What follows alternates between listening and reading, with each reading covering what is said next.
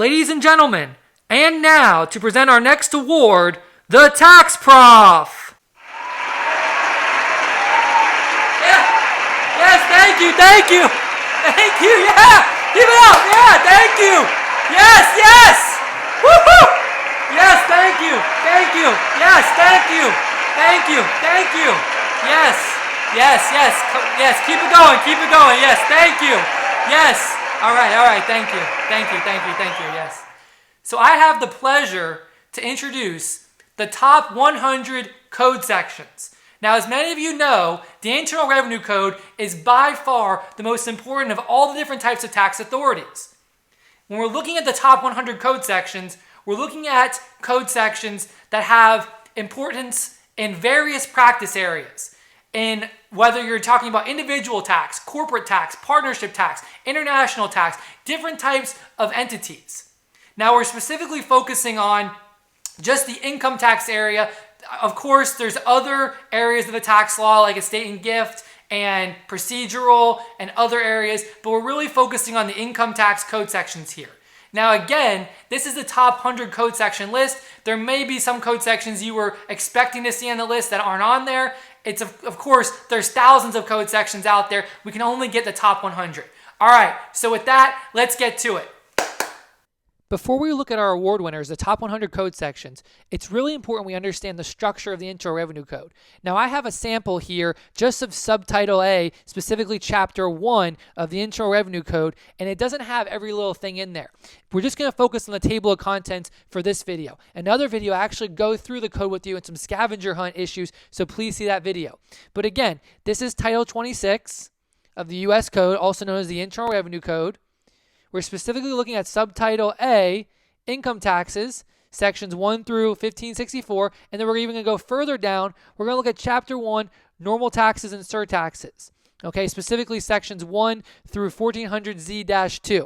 Now, as I mentioned down here, and I'm going to say it again, this is just a file that I'm using to help show the structure and the general themes found in the Internal Revenue Code. Now, most of the items in this file are current if you're looking at the Internal Revenue Code, but there will be some things that are not up to date. So do not rely on this in any way for any tax decisions. Please seek out the most current version of the Internal Revenue Code. Okay, so I have a list here of the subchapters. Now remember, the structure of the Internal Revenue Code, we have, of course, we have the code at the top, right? And that is Title 26 of the U.S. Code. So we start with title. Then below title, next is subtitle, and we are in Subtitle A. So then below that, we go to chapter. We're dealing with Chapter 1, which deals with normal taxes and surtaxes. And now we're looking at all of the subchapters that you can find. And here are subchapters A through Z. Now notice, if you're looking at this, you're noticing a few things.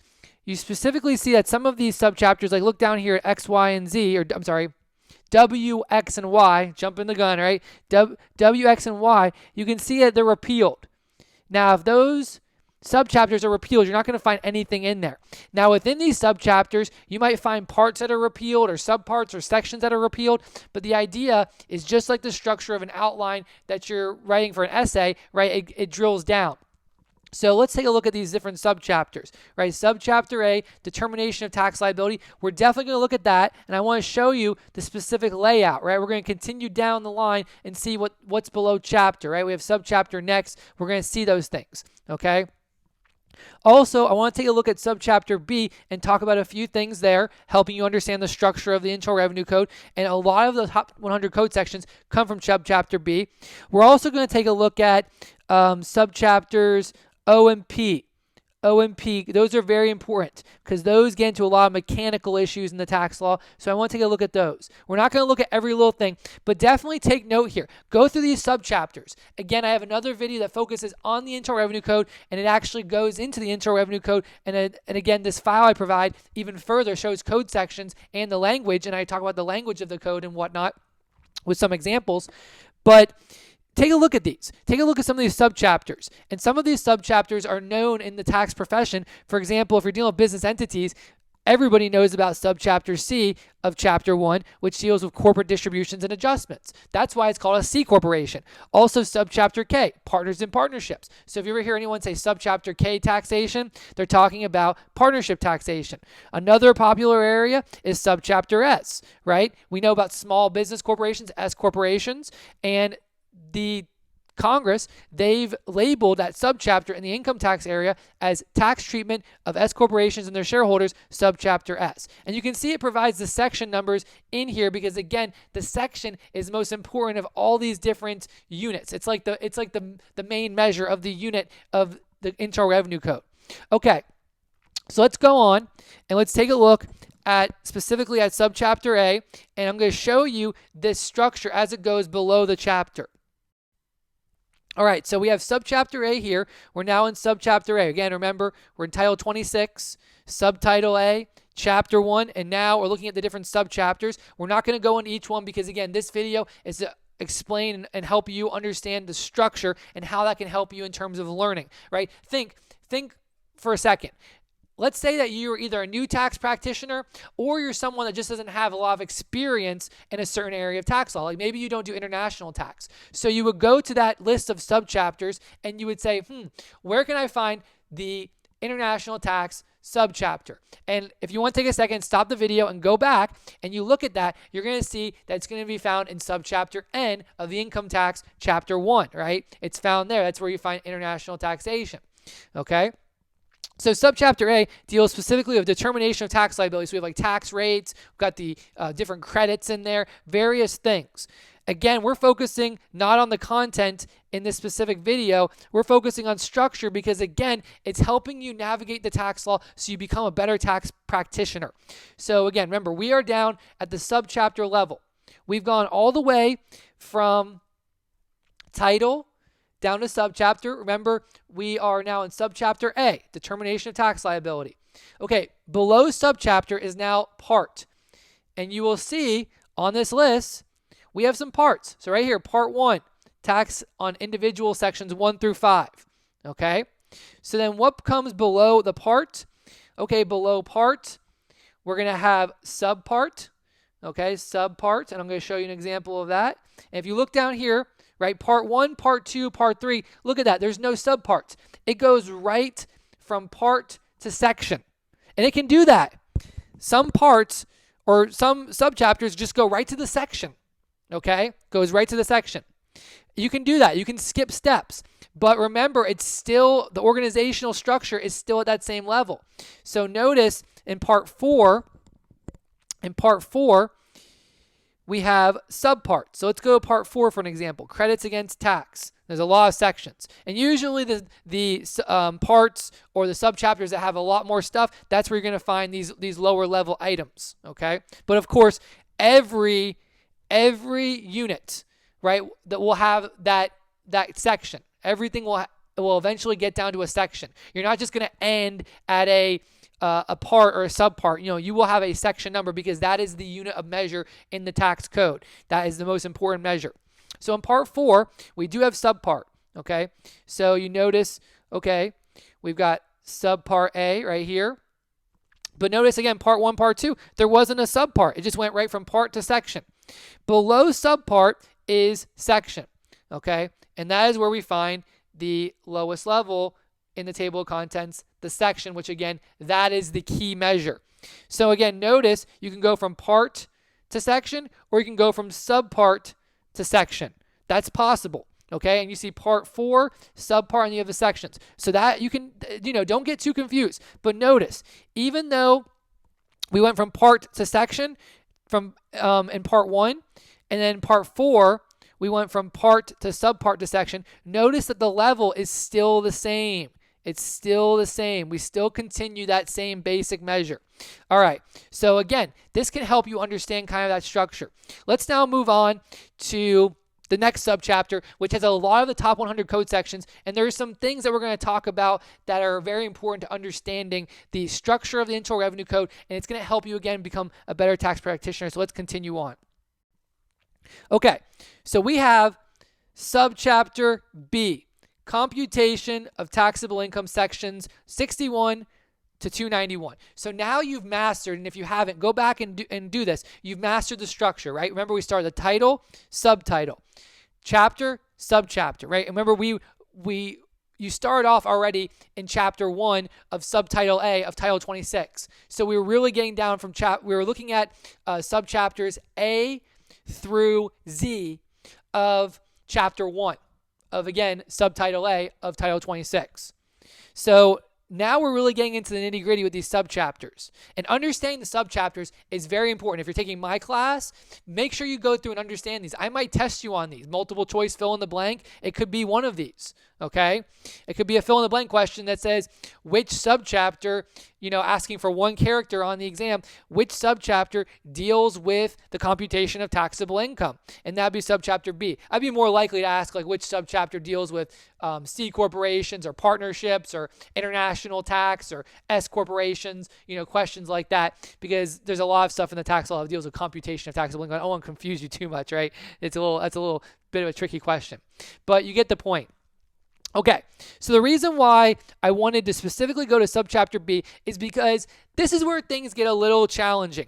Now, when I teach tax, many of you, when you've taken your tax classes, you've realized that tax is very difficult, okay? Let me rewrite that. That's a little, might be a little blurry there. Let me rewrite that.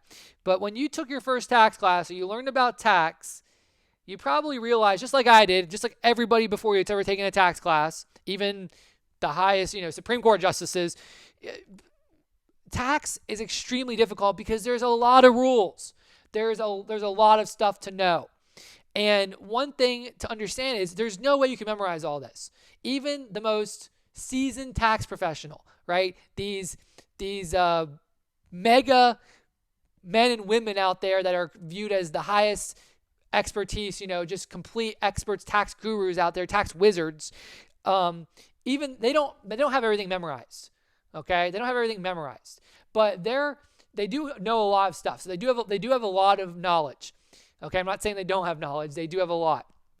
One way to master tax law is to consider various themes, trending themes and like patterns, different things you can consider to help you understand, and it will help you, your knowledge of the tax law. And if you're researching, it helps that as well. So subchapter B is a perfect area to show that. Now let's read some of these parts. Okay, let's read these parts. Okay, so again, subchapter B is computation of taxable income, and you say, okay, well, that doesn't really seem very important. And I'll explain. It is, but it isn't. But you'll see there's more important things. So let's read part 1. So part 1 says definition of gross income, adjusted gross income, taxable income, etc. And it's section 61 through 68. So many of you already out there, you've learned about gross income. You've learned that the code section, again, I talk about this, I'll show this in another video, because again, we're not going into the actual language of the code and looking at that in this video, but we will in another video, my scavenger hunt and viewing of the code video. So make sure you watch that. You learned about gross income, and the language specifically says that gross income is all income from whatever source derived, and then it provides some examples, including these things. But it's not limited to those things. There can be anything beyond those things, and it gets a list of about 15 to 20 items. Okay, there's just so many different things. Wages, royalties, rents. It gives interest. It gives a bunch of different examples of things. But that list is not exclusive. It's not the only thing. So if there's something on there like, I don't know, mining cryptocurrency or something else, right? You might be watching this in the future and like, what's that, right?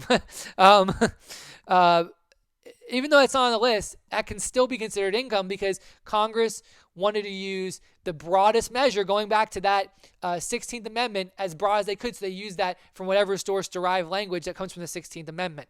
Okay.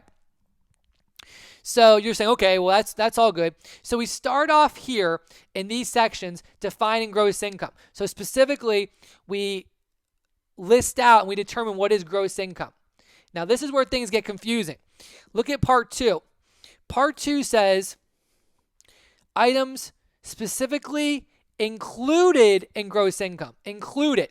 So one thing to understand is there's very important tax language. And when it comes to income, when it comes to the area of income, there's two words that we use, kind of the verbiage. You either include income or you exclude income. Now, Section 61 is the general code section that deals with defining gross income. And there's case law, a case called Glenshaw Glass, so not found actually in the Internal Revenue Code, that has interpreted this, a Supreme Court case, and it basically said that you need three things. You need three elements to have gross income. You need an accession to wealth. You need realization. And you need dominion and control. Let me rewrite those things, and I'll talk about those as I'm rewriting that. Make that a little bit clearer for you.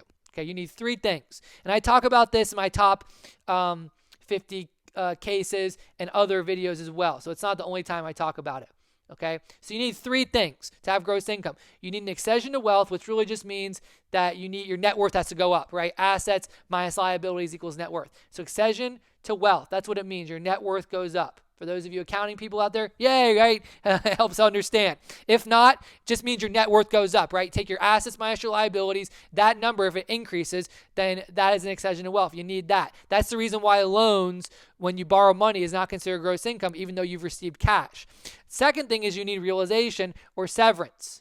Okay, and this one gets a little tricky at times, especially when you have legal severance, like the bundle of sticks. But the idea is that it has to be severable from the item that produced it. So, for example, if you have a bond, you've invested money in a corporate bond, and let's say you invested $1,000 in a corporate bond, and let's say it pays 6% interest, right? So 6% of $1,000, you're going to get paid $60. Well, the idea is that you've invested this $1,000 into the bond, and you can separate that from the $60 of interest. You can separate out those two amounts, right? You've got the fruit. You got the tree, which is the bond, and the fruit from the tree, right? That's grown from that tree, from that investment. So that's an example of severance and realization. You can actually separate it out. This is the reason why, again, I don't want to get too much, but watch my top 50 code section or cases video where I go over that. So you need realization. Third thing is you need dominion and control, which means that you have unfettered access to the item. So this is why if you find a Rolex or a wallet in the parking lot, and you, being the good moral person you are, you return it, you give it to the police, and they say, okay, well, if after a certain period of time, if they don't collect it, it's yours. Well, at the time that you did that, if you found the item, it's not considered gross income yet, because if the rightful owner comes and claims it, well, you don't get to control that.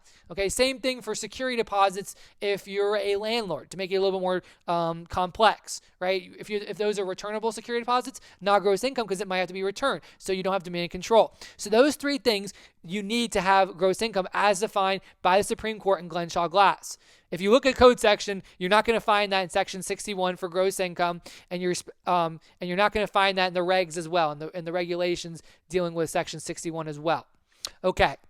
If you by the way, if you like that kind of discussion, then you will love my other videos, because this is the type of stuff we talk about when we deal with tax. All right. So you've got that, right? Let's say that you've got some type of inflow coming into you, and it is indeed gross income under that 3-part test. Okay, let's just say that it's interest. It's interest, okay?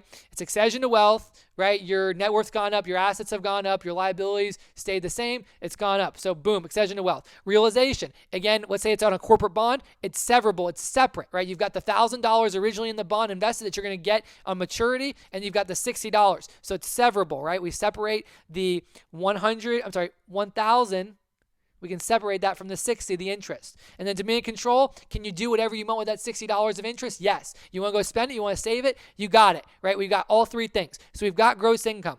So some of you might be wondering, well, then why do we have part 2? Items specifically included in gross income, sections 71 through 91. So these code sections, most of them are specific rules in determining kind of there's kind of like some sticky areas.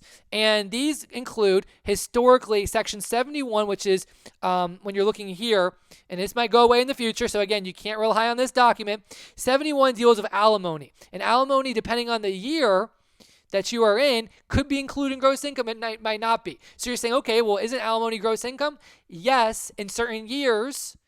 But then alimony is defined a certain way. So Section 71, what it basically does is it provides additional rules for Section 61 in determining whether something is gross income.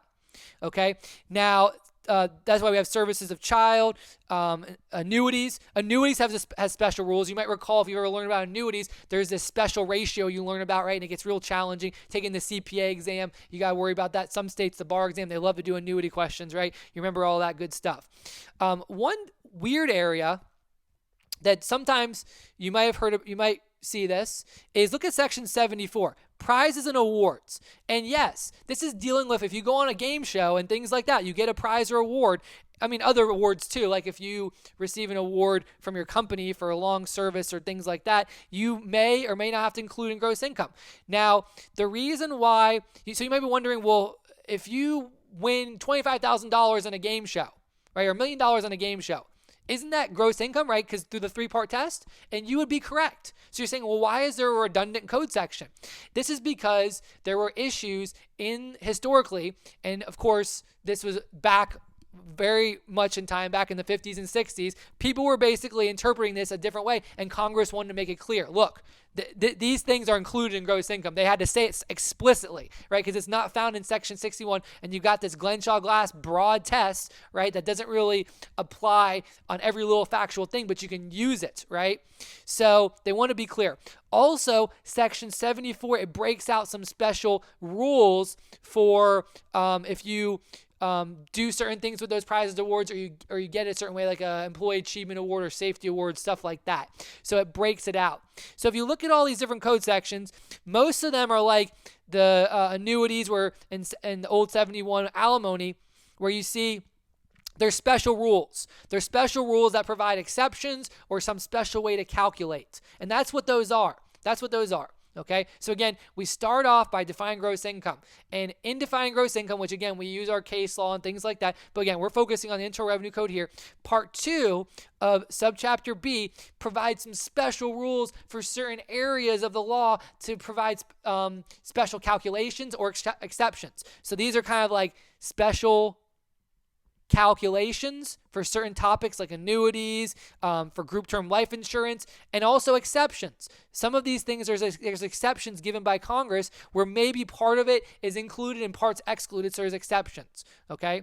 Now remember, the key language, and when you're dealing with income, right? If you're talking to a tax professional about a possible inflow of income, and the question is that taxable?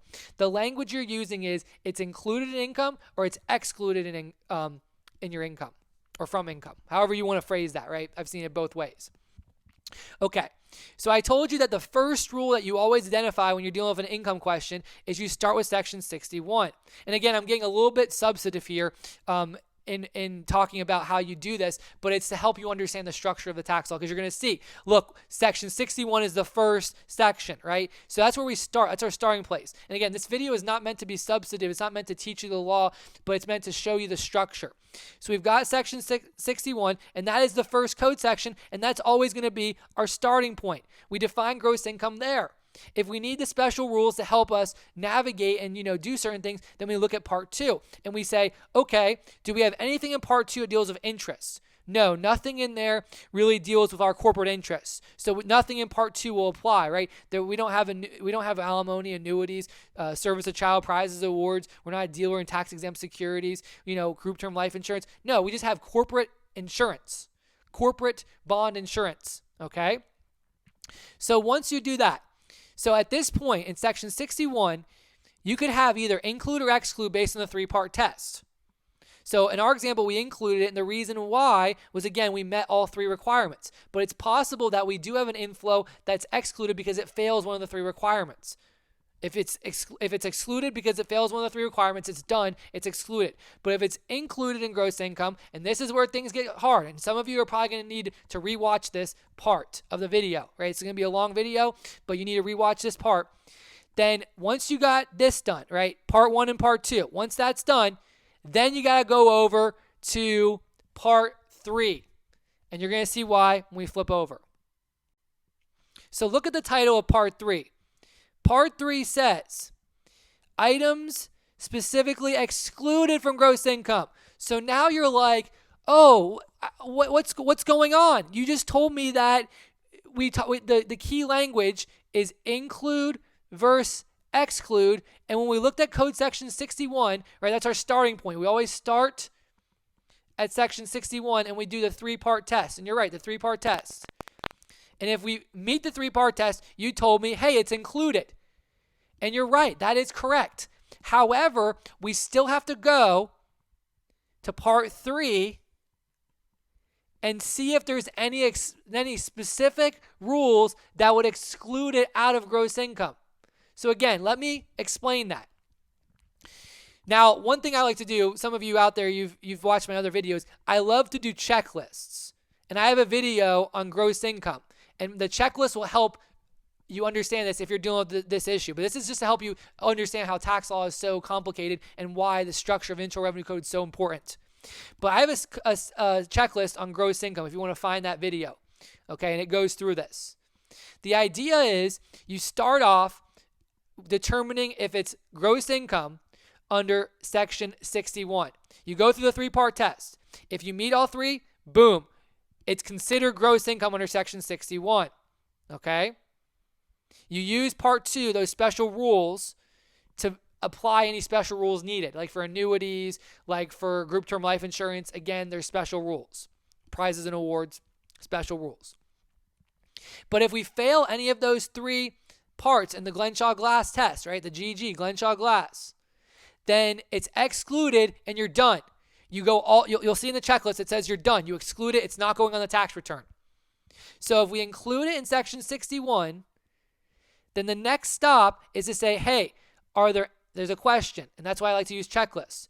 Are there any Part 3 exclusions? Now, again, it can be excluded from gross income under the general definition, the 3-part definition of gross income, Glenshaw-Glass in Section 61. But then there's these exclusions that Congress specifically carves out using social policy. So these are the exceptions, and they continue on the next page, but just look at some of these. And some of you might have taken a tax class already, and you might have learned about these. But this is where you find them. Section 101 is certain death benefits. If you want to stop the video and think, can you think of something you might have learned in a previous tax course or some other way, right? You've learned about it where you've learned that, hey, it's excluded from gross income on death. And that would be life insurance. So if you receive life insurance on someone's death, generally speaking, it's going to be excluded from gross income. Now, think about it. Think about the 3-part test, the Glenshaw-Glass test. You need an accession to wealth. If you receive $1 million on the death of your spouse or parent, you receive $1 million. Has your net worth gone up? Yes. You have cash, and there's no corresponding increase in liabilities. That stays the same. Boom, you got accession to wealth. So then realization. You've got the event, the death, and then you've got the cash are separate, right? So those are 2 separate, you can keep them separate, right? You got the $1 million of cash, so you do have severance. Finally, dominion control. Can you do whatever you want with that $1 million? Let's assume you can. Let's assume you get it outright, $1 million. Boom. You've got Glenshaw-Glass, all 3. You've got Section 61. You've got gross income, this life insurance on the death of, let's say, your spouse. Okay, but then we have to go on and we say, is there anything in Part 3 that says that it might be excluded otherwise? Okay, and Section 101 does that. It says, hey, if you receive life insurance on someone's death, then you get to exclude that amount from gross income. And again, there's certain policy. I'm not going to go into it because we're not talking about the substantive issues here, the tax policy. This is just structure. But that's the idea. So look at that. Even though it's Section 61 here, boom, included, it's actually excluded from the return. Look at that. And this is why tax is so confusing. But I'm here to help you. If you understand these themes, this structure, then it makes it a lot more easy. If you understand the structure and how I'm approaching this. And I guarantee most of you, when you learned this topic, gross income and exclusions from gross income, it was not taught like this. Well, I'm here to help you, and I want you to become the best tax practitioner possible. So I've just helped you right there. And that's what I mean by a tax theme or a pattern. Again, we go through. We start by asking, is the inflow, right? Taxpayer has inflow, right? A positive inflow coming in. Is that amount considered Section 61 gross income? Or is it a specifically included item under Part 2 of Subchapter B, right? And if we say yes, it was life insurance. Okay, it meets all three of the tests. We got all three of Glenshaw Glass, boom.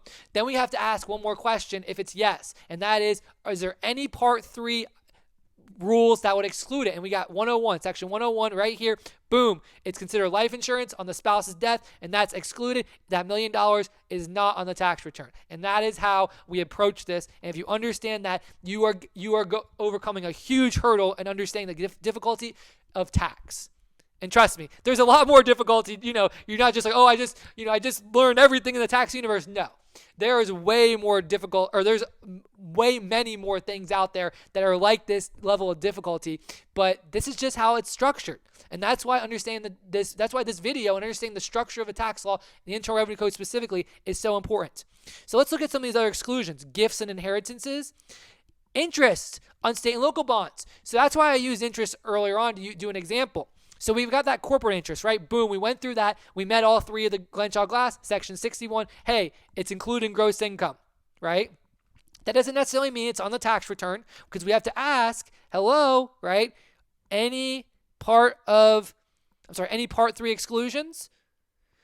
Well, the life insurance example, we did find something, and therefore it was not on the tax return, and it was ultimately excluded. But now we're dealing with corporate bond interest. Well, we see, right, let's say you're a new tax practitioner and you're reading the Internal Revenue Code and you say interest. Ooh, interest, right? Interest. Okay? But notice on state and local bonds, and if you read Section 103, and again, many of you probably have learned this rule, it talks about municipal bond interest of state and locals. Well, this is a corporate bond interest, so unfortunately, and you can read through all these other rules and onto the next page, and if you want to stop the video and pull up Part 3 of the table of contents of the Internal Revenue Code, you'll see this. Okay, Part 3 of Subchapter B of where we're at, right? I don't want to waste your time going through all that, but you understand. Part 3 of Subchapter B of Chapter 1, Subtitle A. There's nothing else that deals with corporate bond interest being excluded. But a lot of the rules that corporate bond interest, that ultimately would be reported. So ultimately, on the corporate bond interest, there are no exclusions. So it's going to be included, and therefore once you get past that hurdle, guess what goes on the tax return? So that is the structure that we do. And by understanding the structure of the law, right, Part 1 comes before Part 2, comes before Part 3. And if you understand that structure, it makes tax so much more manageable. It makes things so much more easier. Because if you're ever doing research on an issue you do not understand, you go to the table of contents, you see how it's structured, and you can use these patterns. You don't believe me yet? All right, I'll show you. Okay. So now we're going to move on to Part 6. Yes, I know I skipped Part 4 and Part 5, but we're moving on to Part 6. Now let's just read Part 6. We're still in Subchapter B. We're still in that Subchapter B. It's a very important subchapter. You're going to see a lot of the top 100 code sections are found in Subchapter B. So look at this. Itemized deductions for individuals and corporations. Okay? So when it comes to deductions, remember we were talking about income. First, let me start off. For deductions,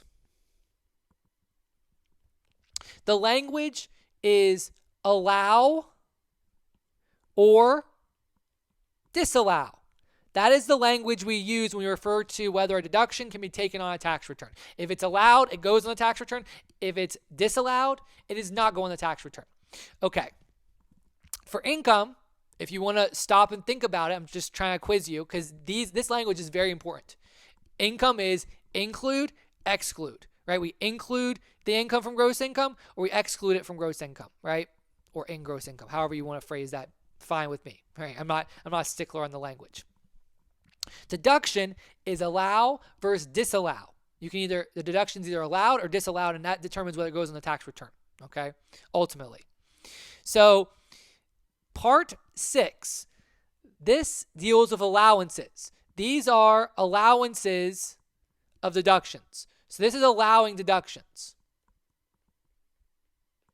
Okay, and you'll see some of these that you might recall. Trade or business expenses, that's the main one. It's like if you have a business and you've got advertising or compensation or different things, that's the big daddy there. That's the big one, okay? And you'll see that's going to be one of our top 100 code sections. A lot of these code sections on the page here are going to end up being top 100. Interest, you can deduct interest in certain situations, right? Taxes, again, I'm not going into the code. Obviously, there's rules here. Depreciation, there's so many different things, right? Section 179, you may have heard about that. There's just all these different types of deductions, okay? So this is the allowance. Now, one thing I want to note before we move on, and I get to the key element, focusing on the allow versus disallow, I want to talk about two things first before we move on. First thing is, Part 6, it says itemized deductions for individuals and corporations. That's actually what it's called, okay? Now, some of you are saying, itemized deductions, yeah, I know what those are. Those go on an individual's return on the Schedule A or whatnot. And you're right, you're correct, but actually, itemized here does not mean the same thing as that itemized, because corporations do not have a Schedule A with the itemized deductions in that sense. Okay, they don't have that item. They don't have it phrased that way. Okay. There's no above and below the line deductions for corporations. Everything is just, if it's a deduction for calculating taxable income. Okay. So itemized deductions for individuals and corporations, and we got the code sections there. The reason why this is so important, I want to bring, these are deductions that basically can apply to any kind of taxpayer. So the issue here is, if you go back in the video and you look at those subchapters, you notice that there's subchapters dealing with corporations, right? Subchapter C, Subchapter S. There's also subchapter dealing with partnerships. There's subchapters dealing with special entities like insurance businesses, banks, financial institutions. What it's saying here is these are the general deductions. These are the general deductions that all kinds of taxpayers, any kind of taxpayer, can potentially claim. Now, again, there's rules, there's limits. I'm not just saying that any taxpayer can come in here and claim a business expense. No, if you're an individual, you have to meet certain criteria to be in a trade or business, okay, to get a trade or business expense, right? Maybe a Schedule C activity, okay? It's not as simple but they're saying it's for any type of taxpayer. So what it's saying is this is found in Subchapter B. Remember, we're in Subchapter B. We are in Subchapter B of Chapter 1, okay, of Subtitle A. You come here for any kind of taxpayer. So Subchapter B, most of Subchapter B applies to all taxpayers. So just because, again, we have subchapters that focus specifically on corporations or partnerships doesn't mean that there's, that every subchapter is broken down. It's just there's special rules you find for C corporations and S corporations and various subchapters or partnerships. Because if you think about it, right, there's special issues like partnerships or corporations have stock. You have to worry about stock distributions and stock redemptions, right? Or what happens if you receive stock? It's different things like that. Stock splits. So those things individuals don't have to worry about. So it makes no sense to put that with all taxpayers. So that's the idea. You still come here for any kind of taxpayer, whether you're an individual, partnership, makes no difference. All right. So these are the allowance deduction. These are allowances, meaning that you're allowed to take. Now, next thing I want to talk about before we move on is we talked about income. Now, in the tax law, and this is a big theme, and I'll talk about this a lot in my videos, in my tax research videos, okay? Top 50 top 50 cases, top 100 code sections, we'll see this. Income has been defined by the courts, which the courts interpret the Internal Revenue Code, right, through many cases. The main one being a case called New Colonial Ice, Supreme Court case. New Colonial Ice, Supreme Court case, very old case.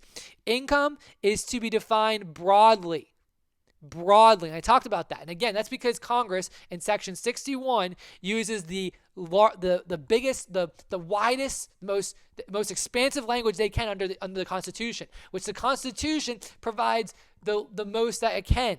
Okay, so income is to be defined broadly. So basically, what I'm saying here is that if there's ever any issues of interpretations, the Supreme Court is telling the courts below, which in my jurisprudence and case law, you learn the Supreme Court is, of course, the highest court in the land, so all other court cases have to follow that. Whenever you're litigating tax issues or dealing with tax issues, the courts are to define income broadly when there's issues. Broad. Make sure that it goes on the tax return is what they're saying, right? Not make sure, but define it that way if there's any disputes. Deductions are to be defined narrowly, and they're actually, in this case, New Colonial Ice, they're actually matters of legislative grace. But income is to be defined broadly. Deductions narrowly. So the issue is, in practice, if you are kind of like between, like you're not sure, for income you should go broad, deductions you should go narrow. That's basically what the courts are saying, because that's how the court should interpret. Okay? Obviously, it's not good for the taxpayer. That's bad, right? Because income inclusion is bad, deductions are good, right? We all know that. We all understand that. Very important issue to understand in tax law. Okay, so that's very important to understand. So right now, we've got Part 6. Part 6 deals with deductions and it allows them. So right now, this is good. This is good. So let's go on and let's see what happens in a later part. So just think right now, we got Part 6. So again, these are deductions that apply to all types of taxpayers. Again, you have to meet the special rules though.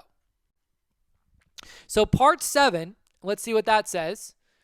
Part 7 says additional itemized deductions for individuals. So we just went from Part 6, which deals with all types of taxpayers, right? Depreciation is a perfect example. Individuals can get depreciation on their business assets or certain investment assets that they deal with Schedule C, Schedule E activities, right? If you're on a 1040, right? Or corporations or partnerships, so corporation 1120, S corporation 1120S, 1065 for partnership, right? You can get depreciation. If you don't believe me, stop the video, go look at those returns. You'll see lines for depreciation. Schedule C on 1040, 1120 for corporation or 1120S for S corporation, 1065, you will find in the first few pages of those items depreciation as a line item. So that comes from section 167 of that Part 6, okay? Part 7, so Part 6, sorry, I wanted to write that down. Part 6 deals with all taxpayers, deductions that are attributable to all types of taxpayers. Part 7 deals only with individuals. Now, some of you might be wondering, or you might be thinking, what is this getting at?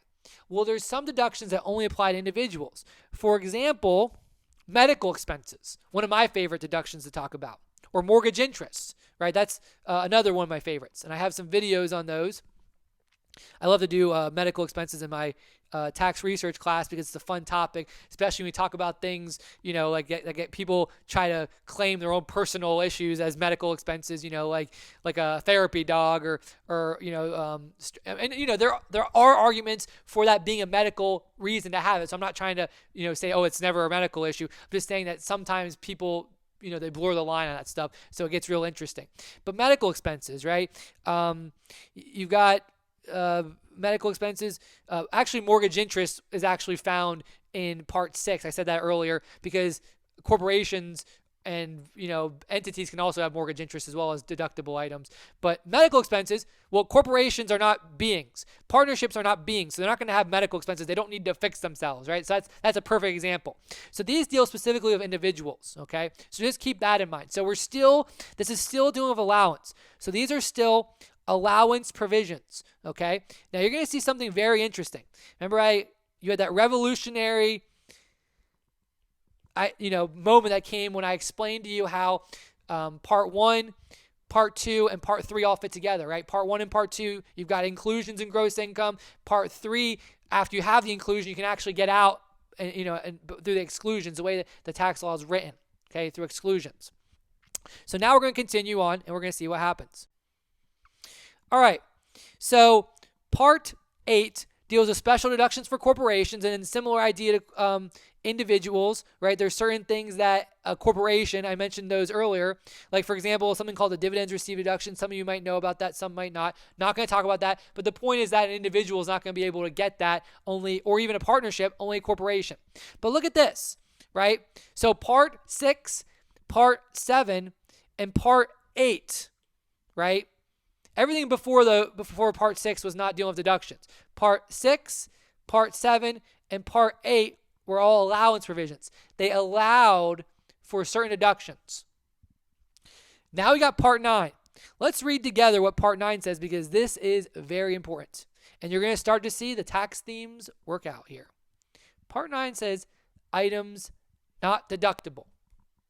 Items not deductible. Okay.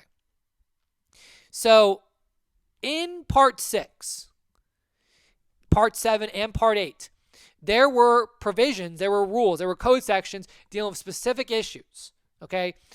For example, we saw depreciation, right? We saw that in Part 6. Now, again, as I said, not everybody can just deduct depreciation just because it simply says as a title. There are rules.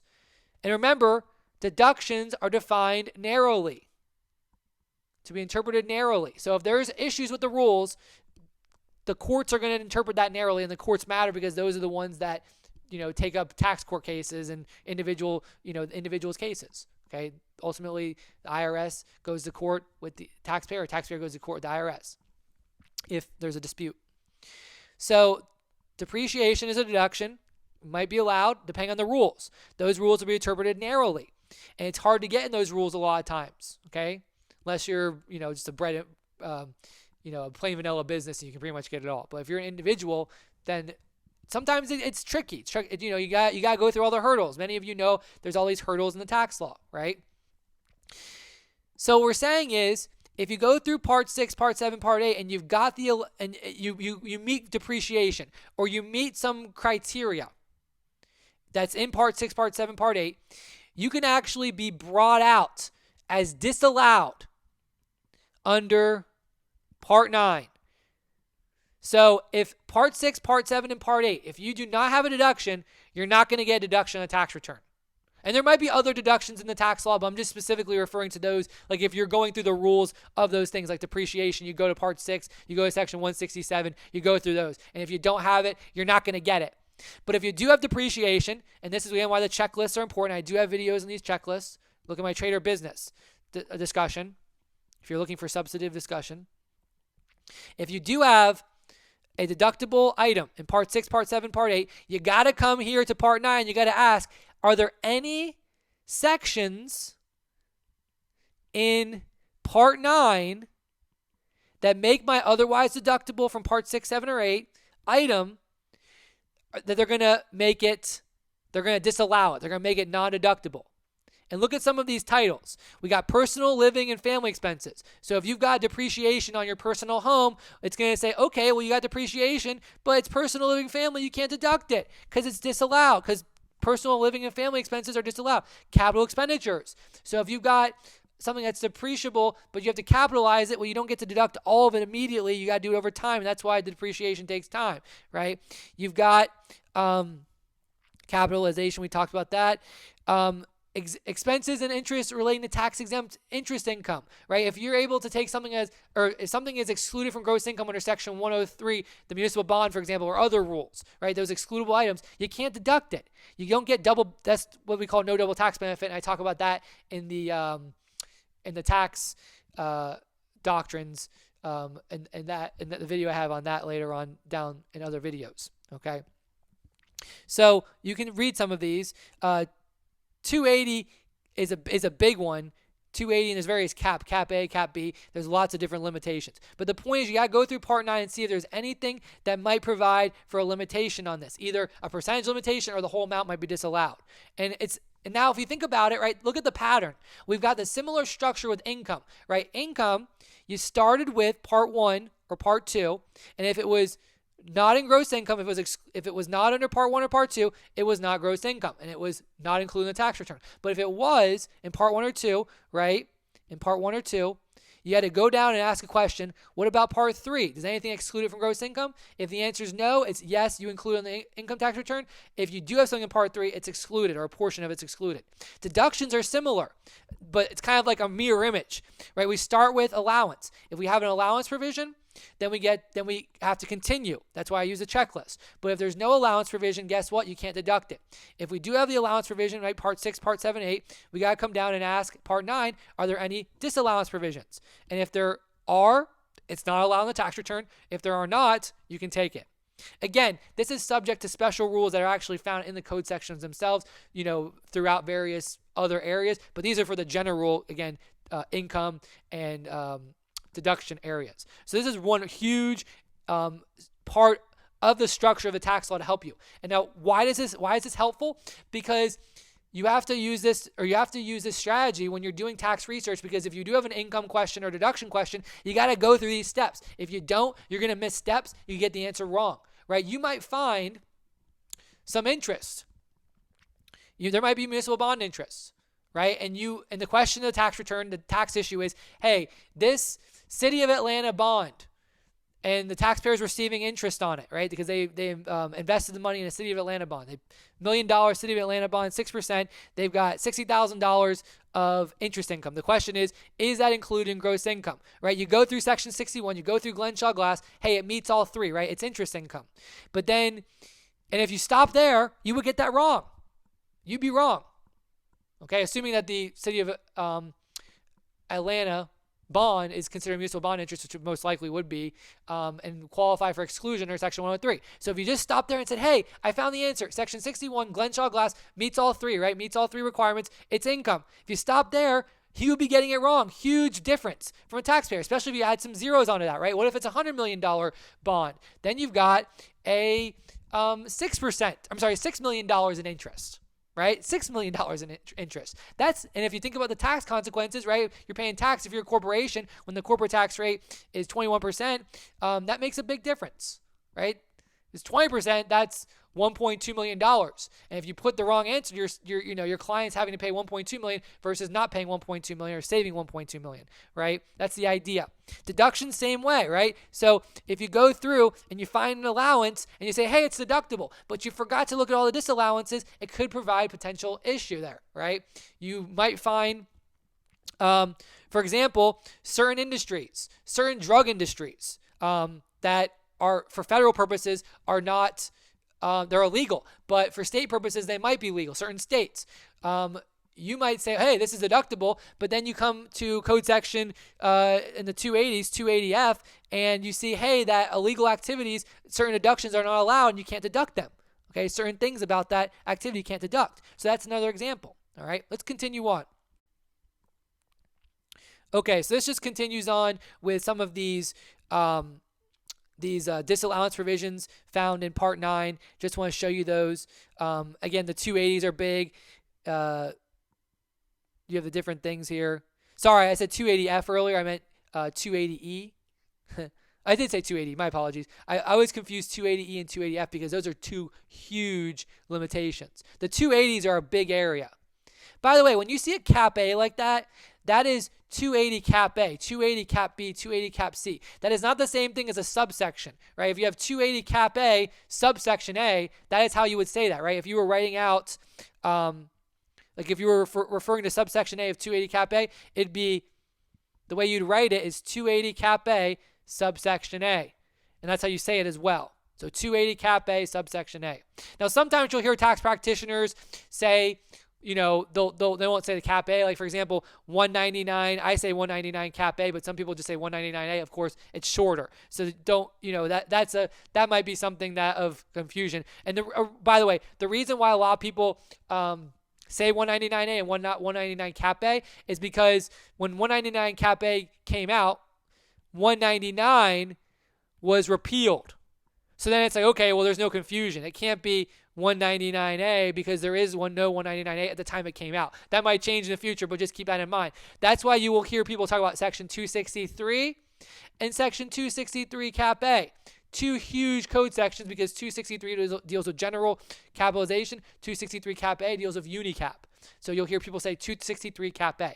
All right, let's continue on. And the last thing I want to show you in the table of contents is deals with the to help you with the structure, deals with the property transactions, Subchapter O and Subchapter P. So let's go ahead and look at those.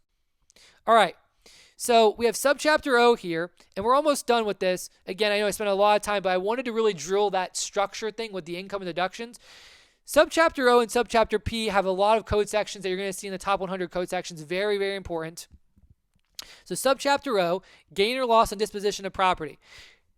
Property transactions are a huge area of the tax law. There are lots and lots and lots of tax mechanics, and the structure is very important. So I just want to bring this to your attention just quickly, because reading, while some areas reading the part and subpart might not be as important, or actually reading the code section, this area when you're dealing with characterization, because it's so mechanical, it's very, very important to read through. So Subchapter O says gain or loss on disposition of property. So part 1, determination amount of and recognition of gain or loss, and it has the code sections. Section 1001, the gatekeeper. So one thing, again, I mentioned earlier, I do checklists, and I do have checklists on these property transactions. Realize gain or loss calculation, recognize gain or loss calculation. I've got these calculations or these checklists that help you. We start with the code. We start with the section 1001, the gatekeeper, and you're going to see it goes down. So just like we had section 61 at the beginning, section 1001 is always the starting point, and it goes down. So many of you already know when we calculate realized and recognized gain or loss, we got to start with the realized gain or loss, amount realized minus adjusted basis, right? We have to calculate that, and that gives us realized gain or loss. And then the general rule under section 1001C is, okay, a realized gain or loss is recognized unless there's a non-recognition rule. I'll talk about that in a minute. But the question is, how do you calculate amount realized? That's defined in section 1001, and it's defined in there in 1001B. And basis. So basis rules are found throughout the tax law. Basis is a tax concept. Now, some of the basis rules you'll find here. It says basis rules of general application. Notice this is not where you're going to find all basis rules. So this is just some of the basis rules, adjusted basis rules. And you'll see, there's a property cost basis, basis of gifts on when you receive it from a decedent. So if you receive property from when someone gifts it to you, you use this code section 1014. If somebody dies and they put it in their will or in a trust and you receive it, you calculate your basis in 1014. So these are just some of the many basis rules. Lots of basis rules are actually found in the code section that deals with it. For example, when you deal with corporations, corporate formation in section 351. Okay, 351 says no gain or loss recognized to the shareholder when in exchange for stock with the corporation when you give up property. When the shareholder gives up property in exchange for stock, solely in exchange for stock. There is a basis rule that goes along with that for the shareholder and the stock received, found in section 358. Okay, so notice it's not here, it's on part 2. So these are just some of the general rules. So we had earlier, right, just like we saw in the deductions and income, some of the general rules that apply to all taxpayers are found there. Same here, general. General is the key language. All right, let's continue on. All right, so I mentioned earlier that all gains and losses are recognized unless there's a non-recognition rule. Same thing, just like the basis, non-recognition rules are found throughout the Internal Revenue Code, but here are some of the common ones, and some of you might already recognize some of these. For example, the big ones are 1031 and 1033, like-kind exchange, which is 1031, and then involuntary conversion, 1033. But some of the other ones, you can read these, you might recognize them. But the idea is that these are just some of the common ones. There's other non-recognition rules found throughout the code. I just talked about one.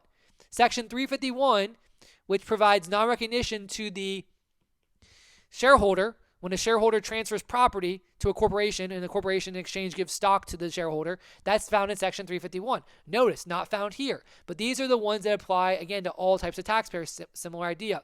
Then we got some special rules found in part 4. You can go ahead and look at that. Those are not as common, but you might have an issue that pops up. So again, with the property transaction area, always important to read. Let's go on.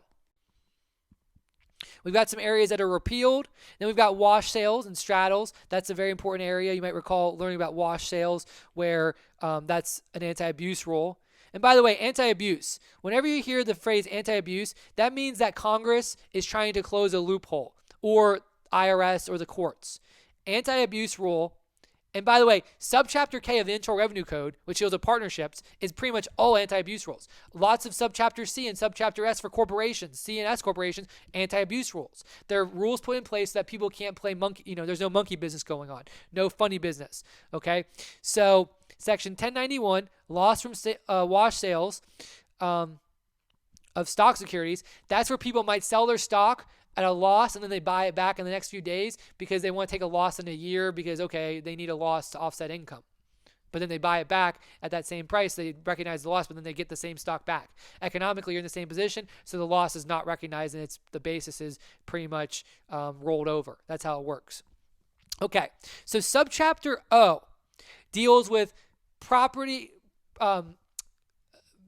calculation. The property transaction calculation, determining the realized gain or loss, determining recognized gain or loss, right? Which realized gain or loss, amount realized minus adjusted basis, that's why the basis rules popped up. And then recognized gain or loss, we've got these recognition rules, right? Wash sales, also special rule, we had some other special rules, but recognition. Subchapter P is another very important area for property transactions. This is where we deal with characterization. As many of you know, character is very important because you've got capital and you've got ordinary ultimately. And for capital, there's long-term and there's short-term, right? And ultimately, got long-term capital gain, or just long-term capital. I'm not even going to say gain because there's gain and loss. And we got short-term capital, and then we've got ordinary. Ultimately, there's obviously some quasi-characterizations like 1231, 1245. You may have learned about these. And by the way, they're referenced that because that's the code section. Boom. Don't believe me? Look down here in Part 4. Part 4 says Section 1231. I'll show you 1245 in a moment, but that's actually why we call it Section 1231 property. It's actually Section 1231 in the Internal Revenue Code, okay? But remember, generally speaking, unless, there's some offsetting NOLs or something, taxpayers generally want to defer income and they want to accelerate deductions. They want to push income as far as possible to be recorded, and they want to accelerate deductions, take them as quickly as possible because of time value money. And again, holding aside expiring NOLs or changing, political landscape for changing tax rates, holding that aside, right? We all understand that might be different, if the next year the tax rates are going to go up, so maybe you want to accelerate income this year. But that's the idea. So that's the general idea of taxpayers they have in mind. When it comes to characterization, if you have a gain, generally taxpayers want it to be long-term capital gain, right? But if you have a loss, you want it to be ordinary. The reason why you want long-term capital gain is because you get those preferential rates for most types of long-term capital gains. There's obviously some special rules. For losses, you want ordinary for two reasons. Because ordinary losses offset ordinary income, okay, and ordinary income is taxed at a higher rate, so you're offsetting something that's at a higher rate. Also, ordinary losses are less limited. There's lots of capital loss limitations. Ordinary losses aren't as limited when it comes to the tax rules. So those two things, right? So if it's a gain, we want it to be long-term capital. If it's a loss, we want it to be ordinary. And again, the reasons why are because gain, you got long-term capital gain, you got preferential rates. And then for the loss, right, ordinary losses are less limited than capital losses. And again, it's offsetting ordinary income, which is at a increased percentage rate, right, that you have versus the capital gain income, okay? So understanding that, characterization is very important. Now we start off, and you'll see the structure. So if you've ever wondered, or I'm sure you've learned about characterization at some point in previous tax classes, right? You start off with treatment of capital gains, and they got some special rules. There's a special rule here, partial exclusion for gain. That's a special one. Then we have Section 1211, 1212. So here is where things get a little challenging. Normally when we start off a subchapter, usually the beginning of the subchapter is the starting point, right?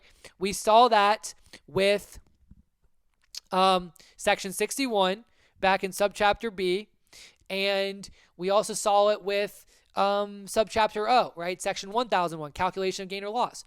Actually, take a look, and if you want to pause the video, look at the Part 1, Part 2, Part 3, Part 4. And there's more parts in Subchapter P, but the where you start is here on this list. Your starting point is actually here in Part 3. You actually start here. You're like, well, that's kind of interesting, right? Because usually you start towards the top, but here you're starting here and you're saying, hey, if I have a gain or a loss, you first say, hey, is it capital or is it ordinary? And the general rule is that something is ordinary unless it's capital, or again, the quasi-characterization 1231, 1245. So if we go through these rules and we start off saying, hey, is it a capital gain or loss under 1221, 1222, 1223, then it's capital. But if it's not, it's going to be ordinary unless there's 1231, 1245, the special rules. And that's exactly how this is structured. So it says general rules for determining gain or loss. So you actually have to go here, start here. So that's why you got to be careful. Tax law, this is what makes tax law so difficult. You're starting to see, wow, this can be really challenging, and you're right. And this is why things get difficult, right? We use these patterns and themes to help us, but they're not always the case. They're usually, they usually work, but not always. So this is an area we just have to understand. That's where you start, right? You just learn that, okay?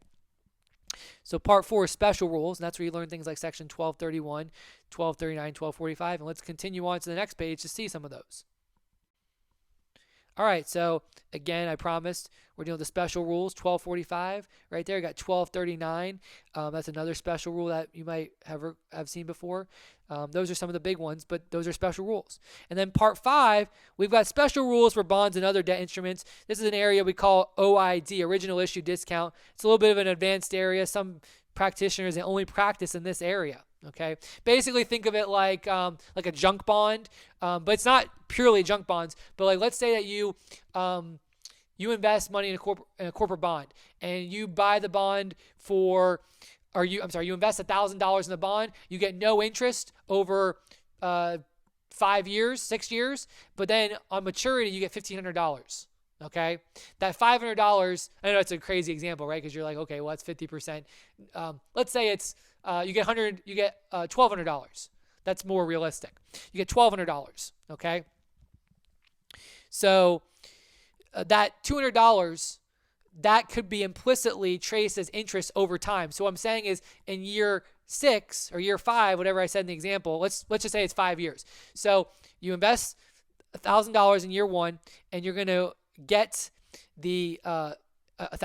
You're gonna get $1,200 at the end of year 5, but there's no interest paid in during the time, so no payments in that time. So year 5, when you collect the $1,200, it's not going to be, oh, you record $200 of interest. It's going to be recorded peaceably over time through a method, and that's what original issue discount is. It basically takes that $200 of interest, which you get at the end, right? Because we know the $1,000 is the initial investment, and it's going to break that up over years 1 through 5 as the interest, as implied implicit interest. So that's that area, just to let you know. All right.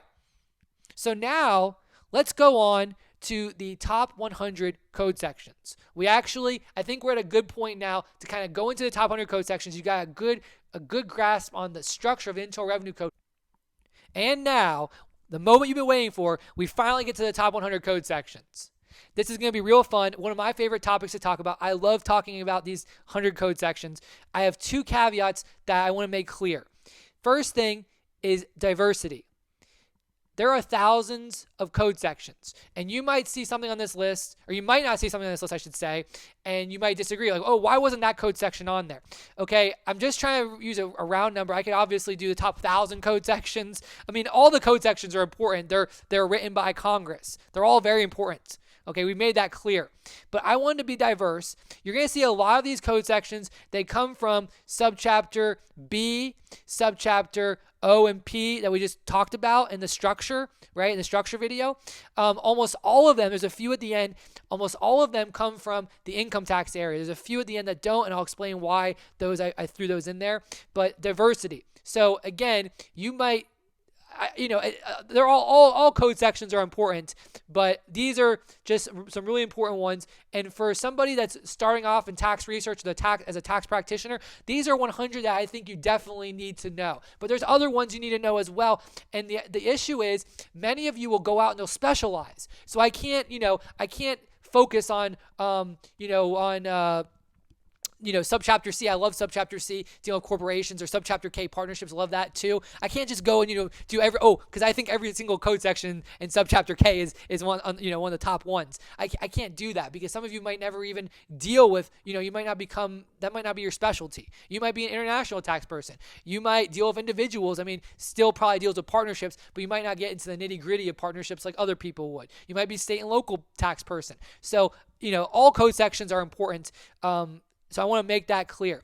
The other thing is, again, you're going to see some code sections on this list that are from various areas, and I just want to make clear that things may change in the future. So do not rely on, almost all of these will be the same regardless when you're watching this in the future, but in the future, there may be changes. There may be changes. There might be code sections that develop that might be important. You're like, hey, again, why wasn't this on this? You got to be realistic. Most of these code sections, though, they've been around since the beginning of the tax law, okay?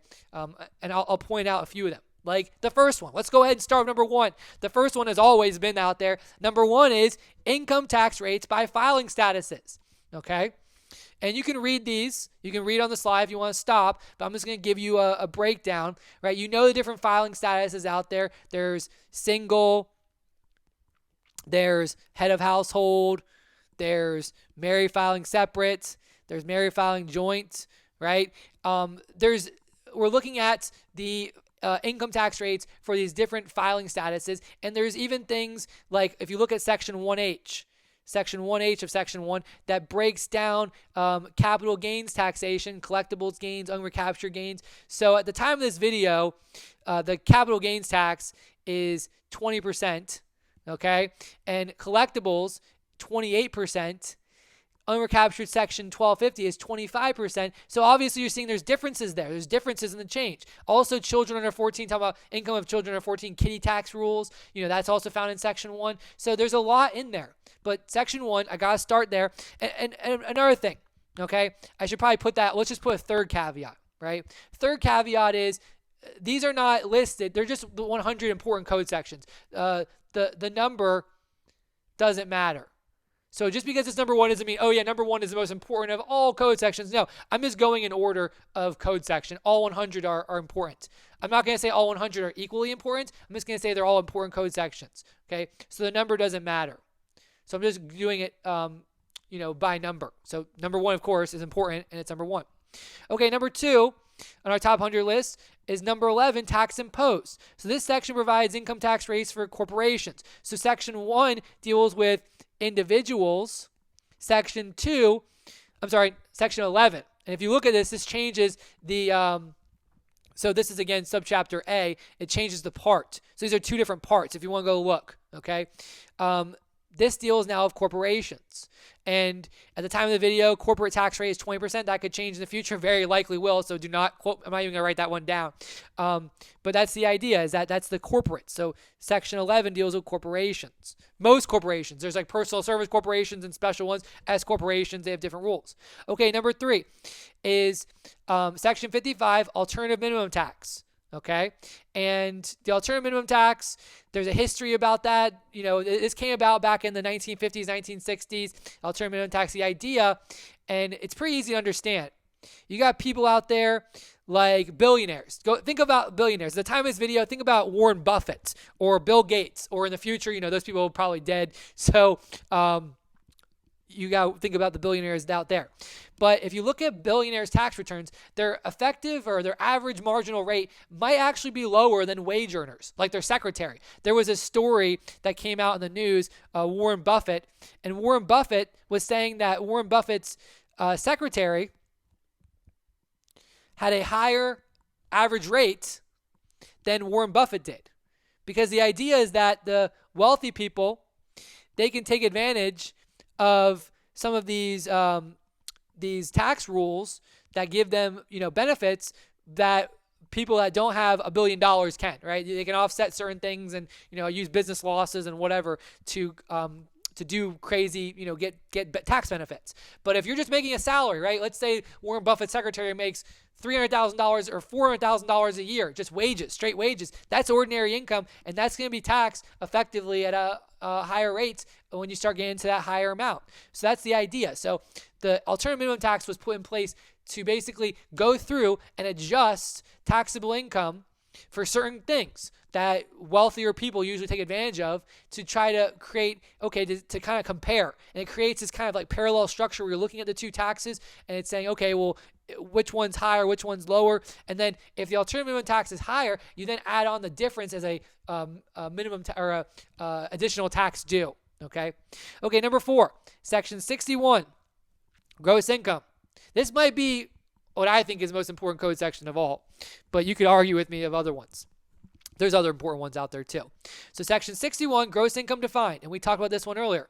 So this section requires the inclusion in gross income, and here's the language, and this comes from the 16th Amendment, all income from whatever source derived. It's basically the full extent of the 16th Amendment, and it provides an illustrative list of specific inclusions. Now, that list, and you'll learn more about this when in the scavenger hunt video, because I'm actually going to look at Section 61 with you, that list is in no way meant to be an exhaustive list. It's just meant to provide some examples because Congress wanted to use the full extent. And the reason why is, think about it. In 1913, when we have our continual income tax, do you think Congress understood mining cryptocurrency like Bitcoin or, crazy things like that, or hard forks or soft forks, whether that's taxable? No, they didn't even understand that. They didn't even have the internet back then in 1913, right? So that's the idea, right? That it's they want to keep it broad so that things, that evolve, technology and economics and whatnot, that it's there, okay? Number 5, Section 62, adjusted gross income defined. Adjusted gross income is the Section 61 gross income amount less specifically listed deductions. Now, many of you might know this from your other tax classes, but there's deductions for individuals called above-the-line deductions, and then there's also below-the-line deductions, also known as itemized deductions. Some of them might not be below the line. For example, Section 199A is not considered below the line, or is not considered an itemized deduction. Let me rephrase that. Some below-the-line deductions are not itemized deductions. Most below-the-line deductions for individuals are itemized deductions, meaning that you have to choose between, or you take the greater of the standard deduction or itemized. But some below-the-line deductions, like Section 199A, they don't go into the itemized deduction with the issue where you compare against the greater of the standard or whatnot. Okay, so just keep that in mind. But I'm not going to go into the substantive issue, but the idea is Section 62 actually provides that calculation. It also lists some of the above-the-line deductions in the section. It actually lists some of them, like trade or business expenses, alimony, student loan interest. It actually lists them. Other ones you'll actually find in the code sections themselves. Section 63 then defines taxable income. And by the way, if you want to stop the video and pull up a Form 1040 for an individual, pull that up and you can see this, it starts with gross income, then it has adjustments to gross income, then it has AGI, then after AGI, then it has the below the line deductions, and then it has taxable income. You're tracking that through the code. One thing to understand is that many of you have learned tax rules through a textbook or some way where you're not actually learning it in the tax law. My approach is to show you the tax law, where it's found in the tax law, so it can help you navigate and help you understand the structure and how to do tax research. So when you go out and practice, you're not relying on a textbook, because you have to actually go to the source documents. When you're talking to tax practitioners, they don't want you to reference a textbook. They want you to reference the Internal Revenue Code. They want you to reference cases, revenue rulings, rev procs, private letter rulings, whatever, okay, but not the textbook. So Section 63, it defines taxable income, and again, it's going to show a formula. It's going to say, okay, start with gross income minus above the line deductions gives you AGI. Finally, AGI minus below the line deductions gives you taxable income. And it talks about, it says equals Section 62 adjusted gross income less either the standard deduction or itemized deduction. And again, there's certain below the line deductions there that you can take that aren't part of that itemized deduction. An example is Section 199A, which I'll talk about later. Okay, number 7. Section 67, which is a 2% floor on miscellaneous itemized deductions. So this provision historically has had more importance than other times, like after the Tax Cuts and Jobs Act of 2017. Most of these provisions were eliminated, but for historically, you still have to understand this, especially if you're dealing with issues, in tax court that were, that deal with before 2018. Okay, that happens a lot. You might be in a tax year where, you have to understand that in 2018, the IRS or the cases that were going before the tax court were back in 2012, 2013, many years before when the Tax Cuts and Jobs Act applied. So you still have to know these provisions. Perfect example kind of to talk about that. So that's why, and this is a huge provision back when these provisions were limited. Basically put a limitation on them. And there were different itemized deductions like safe deposit box and employee business expenses, things like that. Okay. All right. So right there, going back to this is why, again, I want to do the structure. We were looking at part 1 of subchapter B. So subchapter A was code sections 1. And if you want to stop the video and you want to look at this, I want you to. I want you to do this. I want you to stop and go back to the subchapters. So numbers 1, 2, and 3, those were top 100 code sections that I thought from subchapter A. From subchapter A. Now we're getting into subchapter B at number 4, right? And specifically, so we're going to be doing a lot of subchapter B going, you're going to see like, wow, there's a lot of subchapter B. Again, very important. So these, section 61, 62, 63, 67, those were found in part 1. And I'm not going to do this for you all the time, but I just want to show you can go back and you can trace these things. So part 1, again, that was defining gross income, right, and calculating taxable income and AGI, those things. What you see is that most of the code sections there from part 1 are actually here. Okay, let's continue on. So now we're going down to part 2. And part 2, remember those were special rules for determining gross income. So these are like special calculations and stuff. And the first one we start with, actually at the time of this video, isn't really that important because the year in the video, alimony is not considered gross income. But in the past it was, so it's still important. So section 71, it says alimony and separate maintenance payments, depending on the year, are considered gross income. And it defines alimony. And it breaks out child support. And it does certain things like that. And it says, okay, alimony is included. What's alimony? And it gives 5 conditions needed. Child support is not included, so it brings exceptions. And one of the important things to understand, and I'm going to stress this, is that every code section has a tax treatment rule. And you're going to see this in my scavenger hunt video later on, if you watch that video. But every code section has a tax treatment rule. Okay, and a tax treatment rule is a general rule. Remember, we learned for income, it's include or exclude. So a code section like 61 is the tax treatment rule is include. For section 71 is include. For anything in part 2, the tax treatment rule generally, there might be some exceptions, is going to be include. We're going to see in part 3, it's going to be exclude. So tax treatment rule, every code section has a tax treatment rule. Now it depends on what the category is, but you might have a definitional provision or something like that. So keep that in mind. That could be what the tax treatment rule is, just to define something, okay? Now, some of the common tax treatment rules are include and exclude. We also saw allow and disallow, and then also recognize and not recognize, okay? So those are some of the common ones, and I'll talk about those as they come, but just write them down right now. So for income, it's include and exclude. For deduction, we saw the common language, or the language for the tax treatment rule is allow a deduction or disallow. Remember, we saw that in the parts in subchapter B, right? Part 9 was disallow. And then for gains or losses, for recording gain or loss, and we'll talk more about that in a bit, but gain or loss, it's recognize a gain or loss, which recognize means actually goes on the tax return. Remember, you might recall from your other tax courses or discussion or my videos, however you learned it, realize gain or loss and recognize gain or loss are two different things. Recognize actually goes on the tax return. Realize is simply, remember the 3 Glenshaw Glass requirements we talked about earlier? From section 61, well, realize actually comes from realization there. That's why when your stock goes up in value, that's why you don't record gain unless you sell it or you exchange it, because it's not a realization event because there's no severance. It's just the value's gone up. You can't separate it. You can't, you didn't, sell it and then collect extra money, and then you can separate that amount from your initial investment. So recognize and not recognize are some tax treatment rules in the recognition area. Okay. Another thing I want to mention is remember that for gross income, we learned that income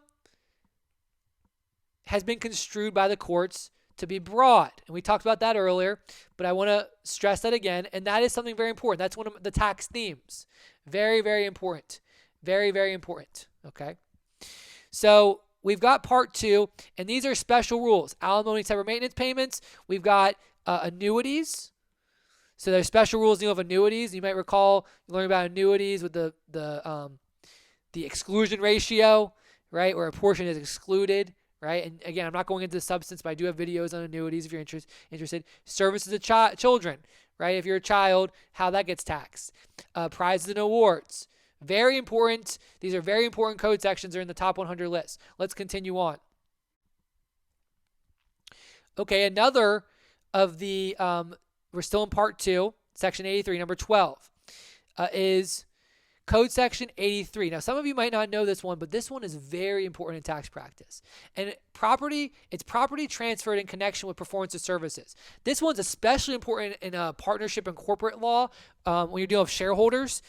And the idea is that, let's say you're a service partner or you're a service shareholder, and you're going to perform services for a partnership or corporation, and then you get stock in the future.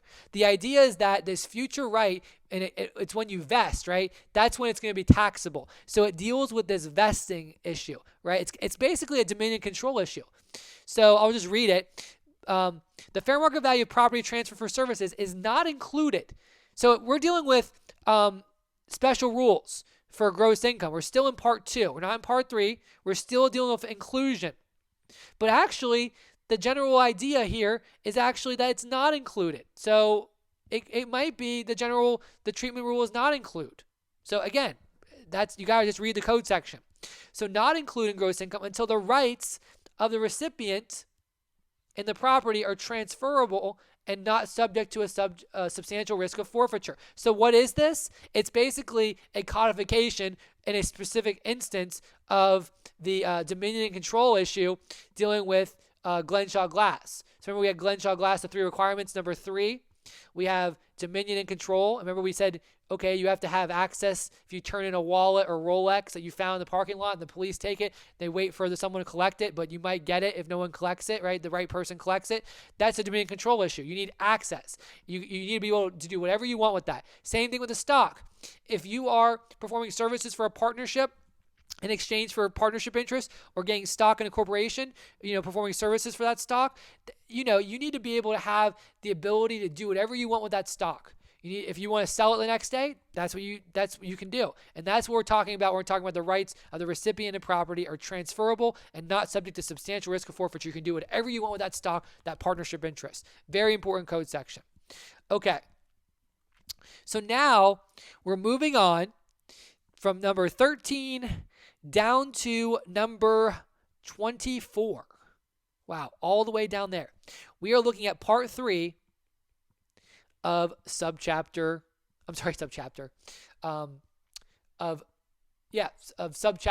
B. It is subchapter. Sorry, I was right. Part 3 of subchapter B, and we're dealing with exclusions. Now, there is a tax theme, and again, I have another video that's gonna kind of I want to make sure you understand these tax themes, so I'm going to kind of summarize the tax themes in another video, but the tax themes are discussed throughout this video. Very important tax theme.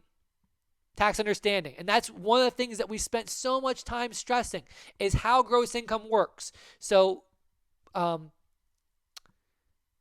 gross income, right? We start off. So this is really, let me start over. Let me make it more clear. So the tax theme, if you have a taxpayer, so many of you are taking a tax research class, you're understanding the tax research process. So thinking in broad terms, you got a taxpayer, they've got an inflow of some type of benefit. Income in your mind, whatever it is, but a benefit, inflow of something. The issue is it included in gross income? That's the question. That's the tax issue. And that's why you go to part 2 and part 1, part 2, part 3. So we start with section 61. in Section 61, we have the broad language, and that's also where we look at the Glenshaw glass and the 3 requirements. So if we meet all 3 criteria, we've got inclusion, gross income. But if we don't meet, let's say we fail domain and control, right? We meet 1 and 2, or we fail any of them, right? We fail number 3, then it's excluded from gross income, okay? It's excluded and it stops there. But if it's included, right, it meets all 3 criteria, then the next question is we go to Part 3, and we ask, hey, are there any exclusions? If there are any exclusions under Part 3, then guess what? It's not going to be included. It's not going to be on the return. It's going to be excluded. So it's like a second bite of the apple in terms of exclusions. So these are some of those exclusions. So, and by the way, you need to understand this structure because, again, as I explained earlier, if you're doing tax research and you didn't, let's say you had gross income here, but you didn't do this, you might miss one of these Part 3 exclusions. That's big issue, and that's malpractice. That's a big issue, right? That's a big issue. You do not want to do that. So this is very important. You want to make sure you understand this. Very important. Okay. So here are some exclusions, and I'm not going to go through each. You can read these. And I highly recommend, if you're really trying to become a tax professional, read through, I'm listing these. Go read the code on some of these things. So Section 101 deals with certain death benefits. Specifically, we talked about that one earlier, life insurance. Section 102, gifts. Gifts are excluded from gross income and inheritances. Section 103, interest on state and local bonds, as it says. Section 104, compensation for injuries or sickness. So damages if you were injured or sick by somebody, right? I talk about special things like, this doesn't include punitive damages. There's a whole area of regulations and cases and whatnot. Section 106, contributions by employer to accident and health plans. So when your employer actually provides health insurance for you, it's not included in your gross income, even though it's a benefit. Think about it, right? If your employer, think economically. Think about the 3 requirements: accession to wealth, realization, demand control. So you're a wage earner, right? Let's say let's just look at me, professor or faculty member, right? My institution, they provide health insurance for me. Okay. So accession to wealth. Do I have an accession to wealth? Have my assets gone up and my liabilities stayed the same, or gone down, but it's not, as much as the increase? Yes, because that is a benefit. Life insurance, the providing of life insurance is a big benefit. Okay? That's a positive benefit. It's money, or if you think economically, it's money I would have to provide but my employer is providing it. So think about opportunity costs, if you will, if that helps you. Realization. So when it comes to services, severance or realization is always meant for services. So I'm providing services for my employer. That's going to be realization. And finally, domain control. Can I do what I want with it? Yes, I can do different things. I get to use it when I want to, the health insurance. So that is considered gross income. So then we go down here, and then guess what? It's excluded under Section 106, the health insurance provided by the employer. Big one. That's a big exclusion. Okay. Let's continue on. 108 is discharge of indebtedness. So certain situations you might recall learning from your class, and again, I'm not going into the substantive issues. You can read this. Certain discharge of indebtedness income where your liabilities are wiped away are excluded. Again, these exclusions are things that Congress wanted to promote, tax policy. Like they want to give a deduction for charitable contributions because they want to encourage people to give to various organizations. A lot of tax policy in these provisions. Section 111 is the no double tax benefit concept. That one is very interesting one, and I talk about that in the top 40 tax doctrines, so make sure you read that. But the idea there, I'll just explain it right now in a very simple, because it's used in multiple ways in the tax law. But one way that you can easily understand this, think about tax-exempt interest. So, for example, let's say you invest in corporate bonds, right?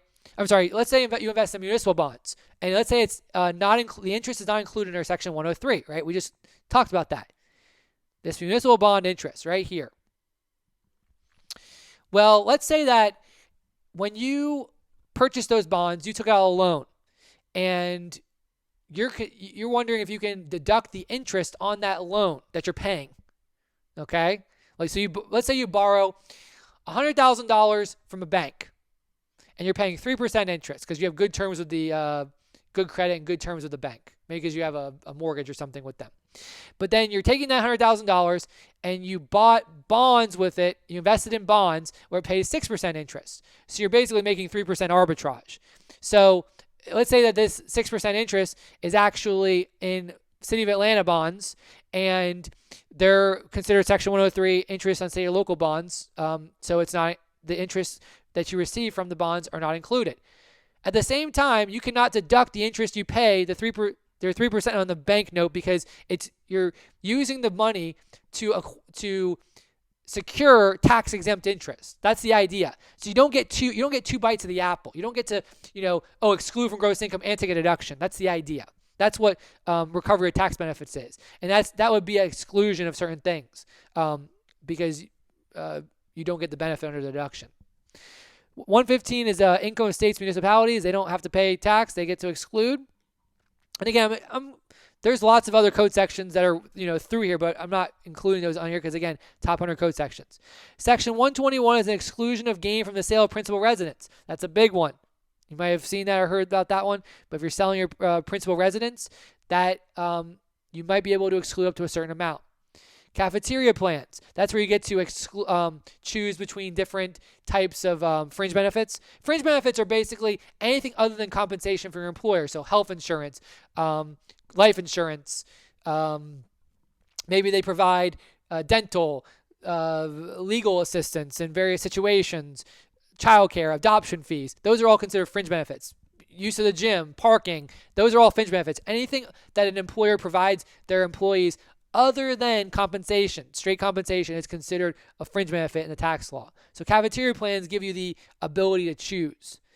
127 is educational assistance. That's a fringe benefit. 132, so there's a lot of code sections you'll see if you look through the 100s, the early 100s that deal with fringe benefits. 132 is like the catch-all. So if there wasn't a fringe benefit that was listed and Congress wanted to basically exclude it, Section 132 deals with certain fringe benefits. So there are certain fringe benefits out there that are specifically excluded. Like, look, educational assistance. If your employer pays for you to go to college, that is considered a fringe benefit. It's a positive benefit. But it gets its own code section. 132 are for the provisions that just didn't get their own code sections. That's the idea. So it's a pretty big code section. All right. Section 152, that's next. We're talking about dependent defined. And that's very important because the dependent is used so much throughout the code. It's used in credits. It's used in filing statuses. It's used in the past in personal exemptions, or maybe in the future if that comes back. So that's a very, very important code section because dependent makes a big difference when it comes to certain things. Okay.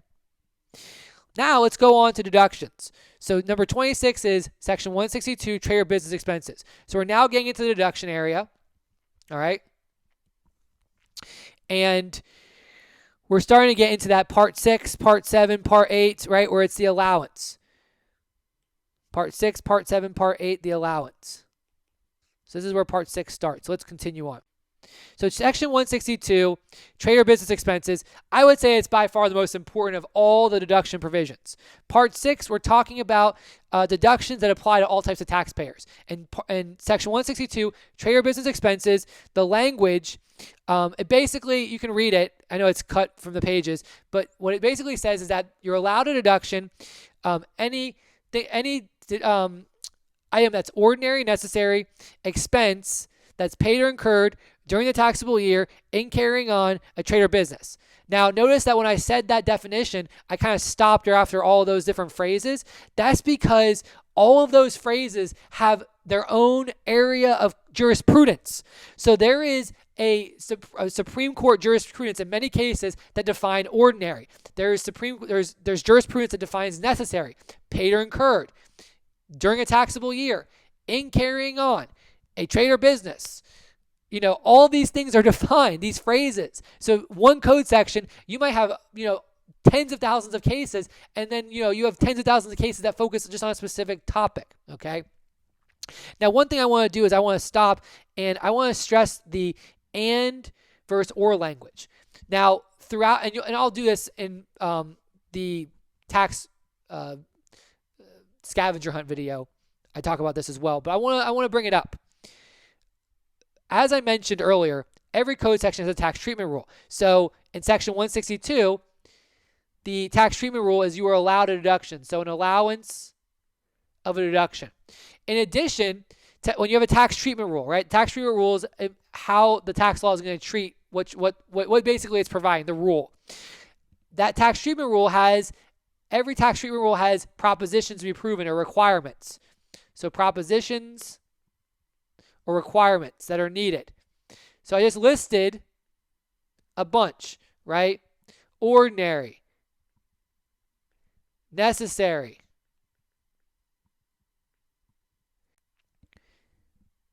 expense,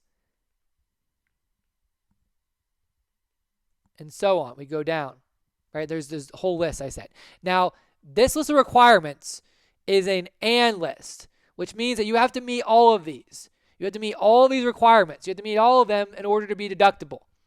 Versus or. Some code sections, you'll have a list of different things, and it's an or, like you have to meet 1 or 2 or 3.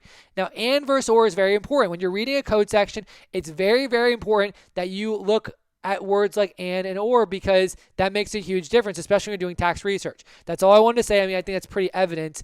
It's like diagramming a sentence you understand, okay? Now, we talked about this earlier, the structure of deductions. And again, we're talking about the general deductions here, which apply to all taxpayers in Part 6, right? So remember, the way it works is you ask, are we allowed, is there an allowance of a deduction? So is there a provision, and we'll just take Part 6, Part 7, Part 8.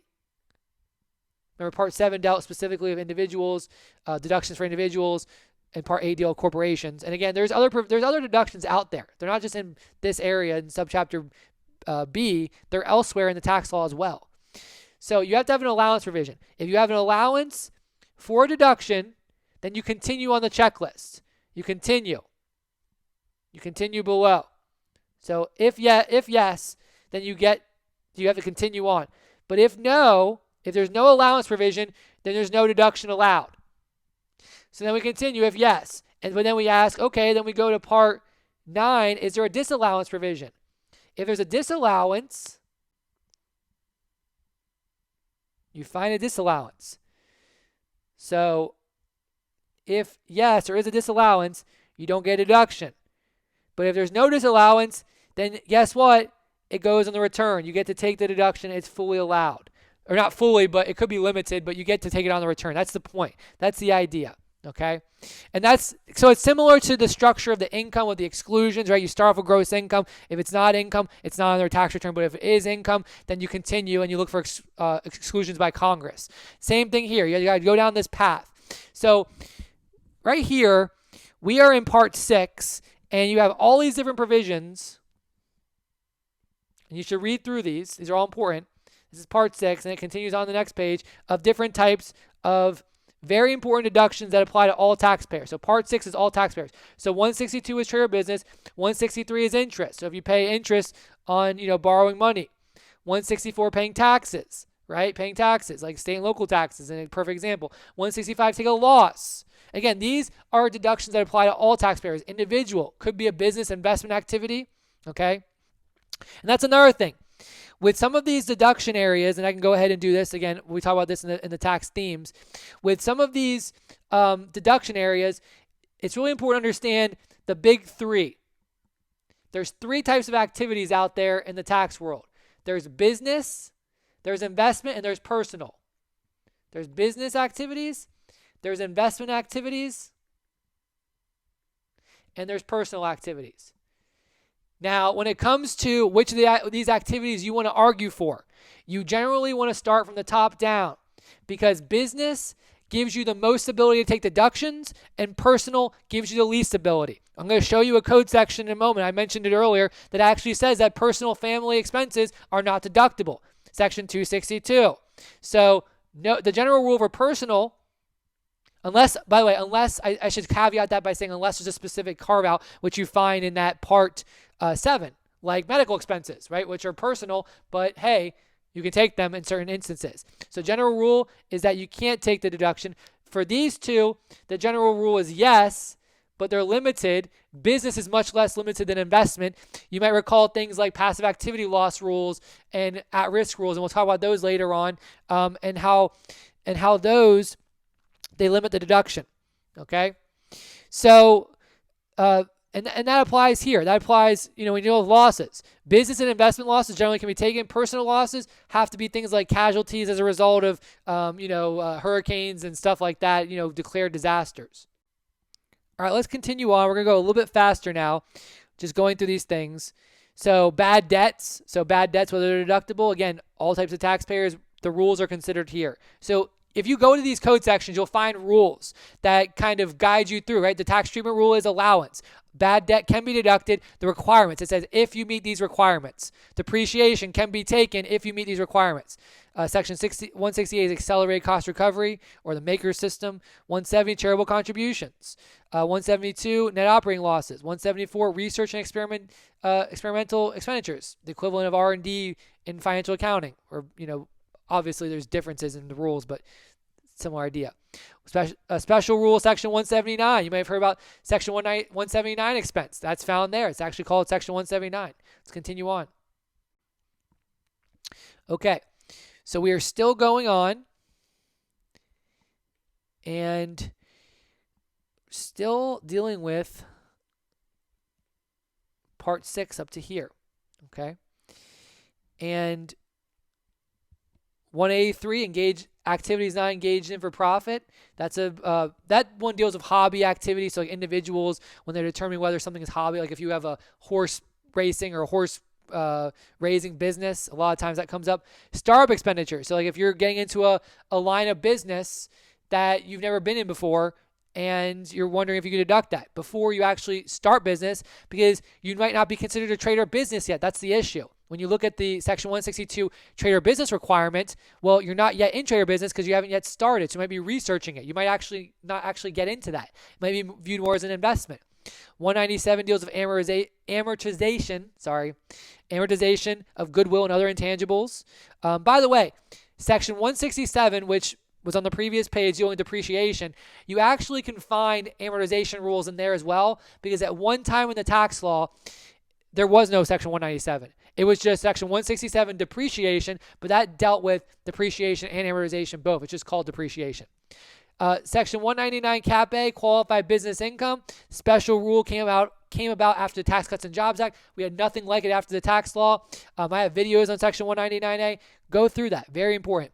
One thing I will note is that, as I said, many of these deductions, they apply to all types of taxpayers. But some of these, you'll notice, like section 183 or 199A, C corporations, we don't worry about that. We don't worry about those issues, especially 199A. A C corp cannot get 199A. It doesn't apply. So it was kind of stuck here, and it it makes it a little bit confusing. But generally speaking, all these code sections, almost all these code sections in Part 6, we're talking about all different types of taxpayers, all taxpayers. So just keep that in mind. There are some few rules that, there are some differences there. Okay, so then we go down here.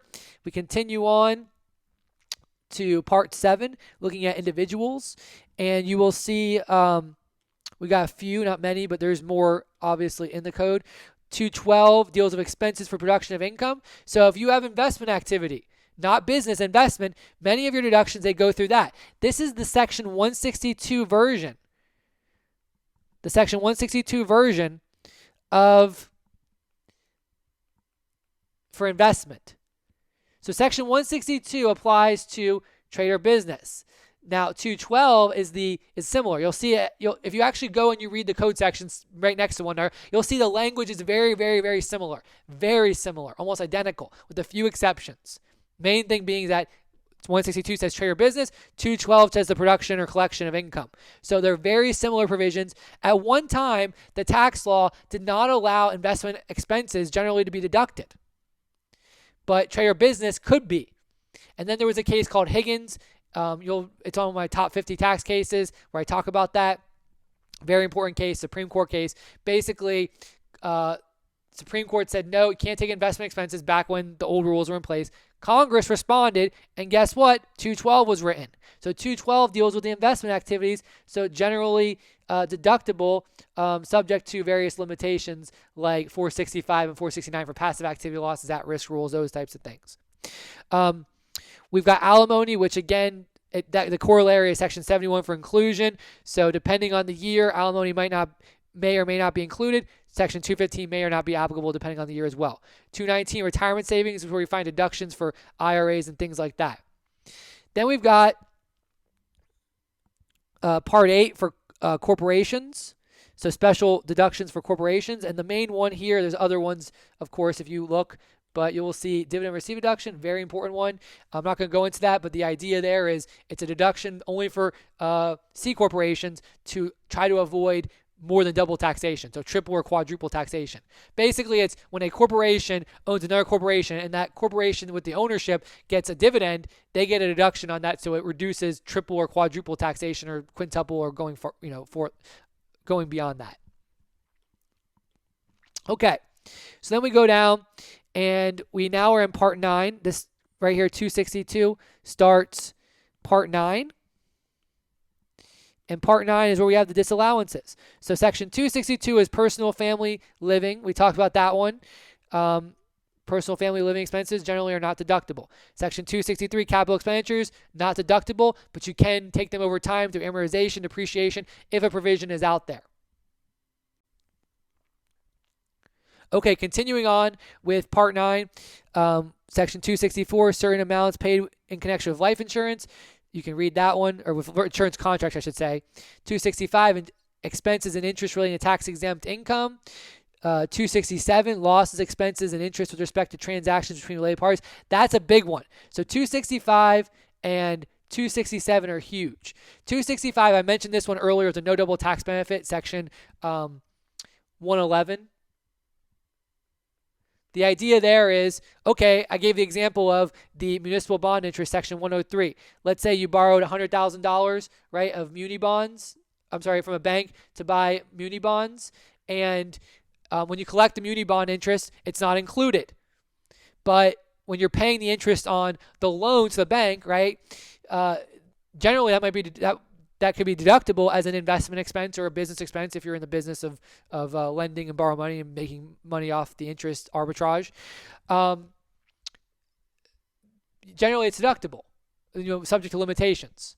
However, because you exclude the municipal bond interest under Section 103, Section 265 says, hey, expenses and interest relating to tax-exempt income is not deductible because you don't get no double tax benefit. So this is a codification, just like Section 111, that's 111, of the no double tax benefit principle. And again, the no double tax benefit principle basically just says you don't get two bites of the apple. Obviously, we know exclusion is good and we know deduction is good. We know the taxpayer, remember, taxpayer wants to defer income as long as possible and wants to accelerate deductions. Right? So exclusion and deduction are the two good things. Inclusion and a disallowance of deduction are the bad things. So the idea is that you don't get two bites of the apple. If you got to exclude, you don't get to deduct. Or if you got to deduct, you have to include. And that's what Section 111 actually says. If you got the benefit of the deduction, so Section 111 actually says if you got the benefit of the deduction in 1 year, then the next year you have to include it. So perfect example of this one is state and local taxes paid. So we all know that federal tax paid is not deductible on a federal tax return, but state and local taxes paid, for a business, they are deductible. Let's say that a business in year 1 pays state and local taxes, and then year 2 they overpaid in year 1, so they get a refund in year 2. Because they got to deduct the full amount in year 1, let's say they paid $1,000 of state and local taxes, but really their taxes due were only $800. So in year 2, there's a $200 refund. Well, year 1, they got the full $200 or $1,000 of deduction. They're going to have to include in their income $200 because they got the benefit of the $1,000. You're not going to be able to get a $1,000 tax benefit and not have to include the $200 what it's saying. You're going to have to include in year 2. That's what that is saying. So year 1, you get the deduction. Year 2, include the $200 as a refund. That's what Section 111 does. Section 265 is on the other end. It says, hey, if you got to exclude income like Section 103, you don't get to deduct. It's like the opposite. It's like the reverse. It's all about timing, the way you're thinking about these things. So that's what Section 265 says. And it's not specifically applied just to municipal bond. It's applied to any type of something that would create tax-exempt interest, right? Anything with tax-exempt interest. 267 is a disallowance rule for related parties, and it has other things as well. You might recall this when you learned, if you're selling a loss to a related party, again, anti-abuse. We talked about anti-abuse earlier on. Anti-abuse is basically Congress trying to close loopholes, monkey business. Okay, Section 274 is a huge, I didn't mention this one earlier, but it's a huge disallowance provision for certain entertainment, for meals. That's where you find the meal limitations. Huge one. Also the 280s. And you can read the 280s, and I talked about those earlier, 280 Cap A, 280 Cap F. And that really concludes the Subchapter B discussion. Well, look at that. We went through about almost 50 provisions in Subchapter B. Wow. Almost 50 of the top 100 are Subchapter B. So now we're going to go through some other subchapters, and I'm going to point out, like, we're going to see other subchapters. Next, let's go on to Subchapter C. Subchapter C deals with general corporate rules. So Subchapter C. And the first one you see here is Section 301, distributions of property. So when a corporation distributes property to the shareholder, Section 301 applies and determines the treatment to the shareholder. And it also determines the basis of the property received. So it really is the effect of the shareholder in these distributions. All right. So number 54 and 55 are also Subchapter C. We got Section 318, constructive ownership of stock. This one's huge because constructive ownership, if you look at ownership makes such a huge difference in the tax law, because as many of you know, relationships make a huge difference. Relationships in the tax law make a huge difference. This is another tax theme that I always talk about, okay?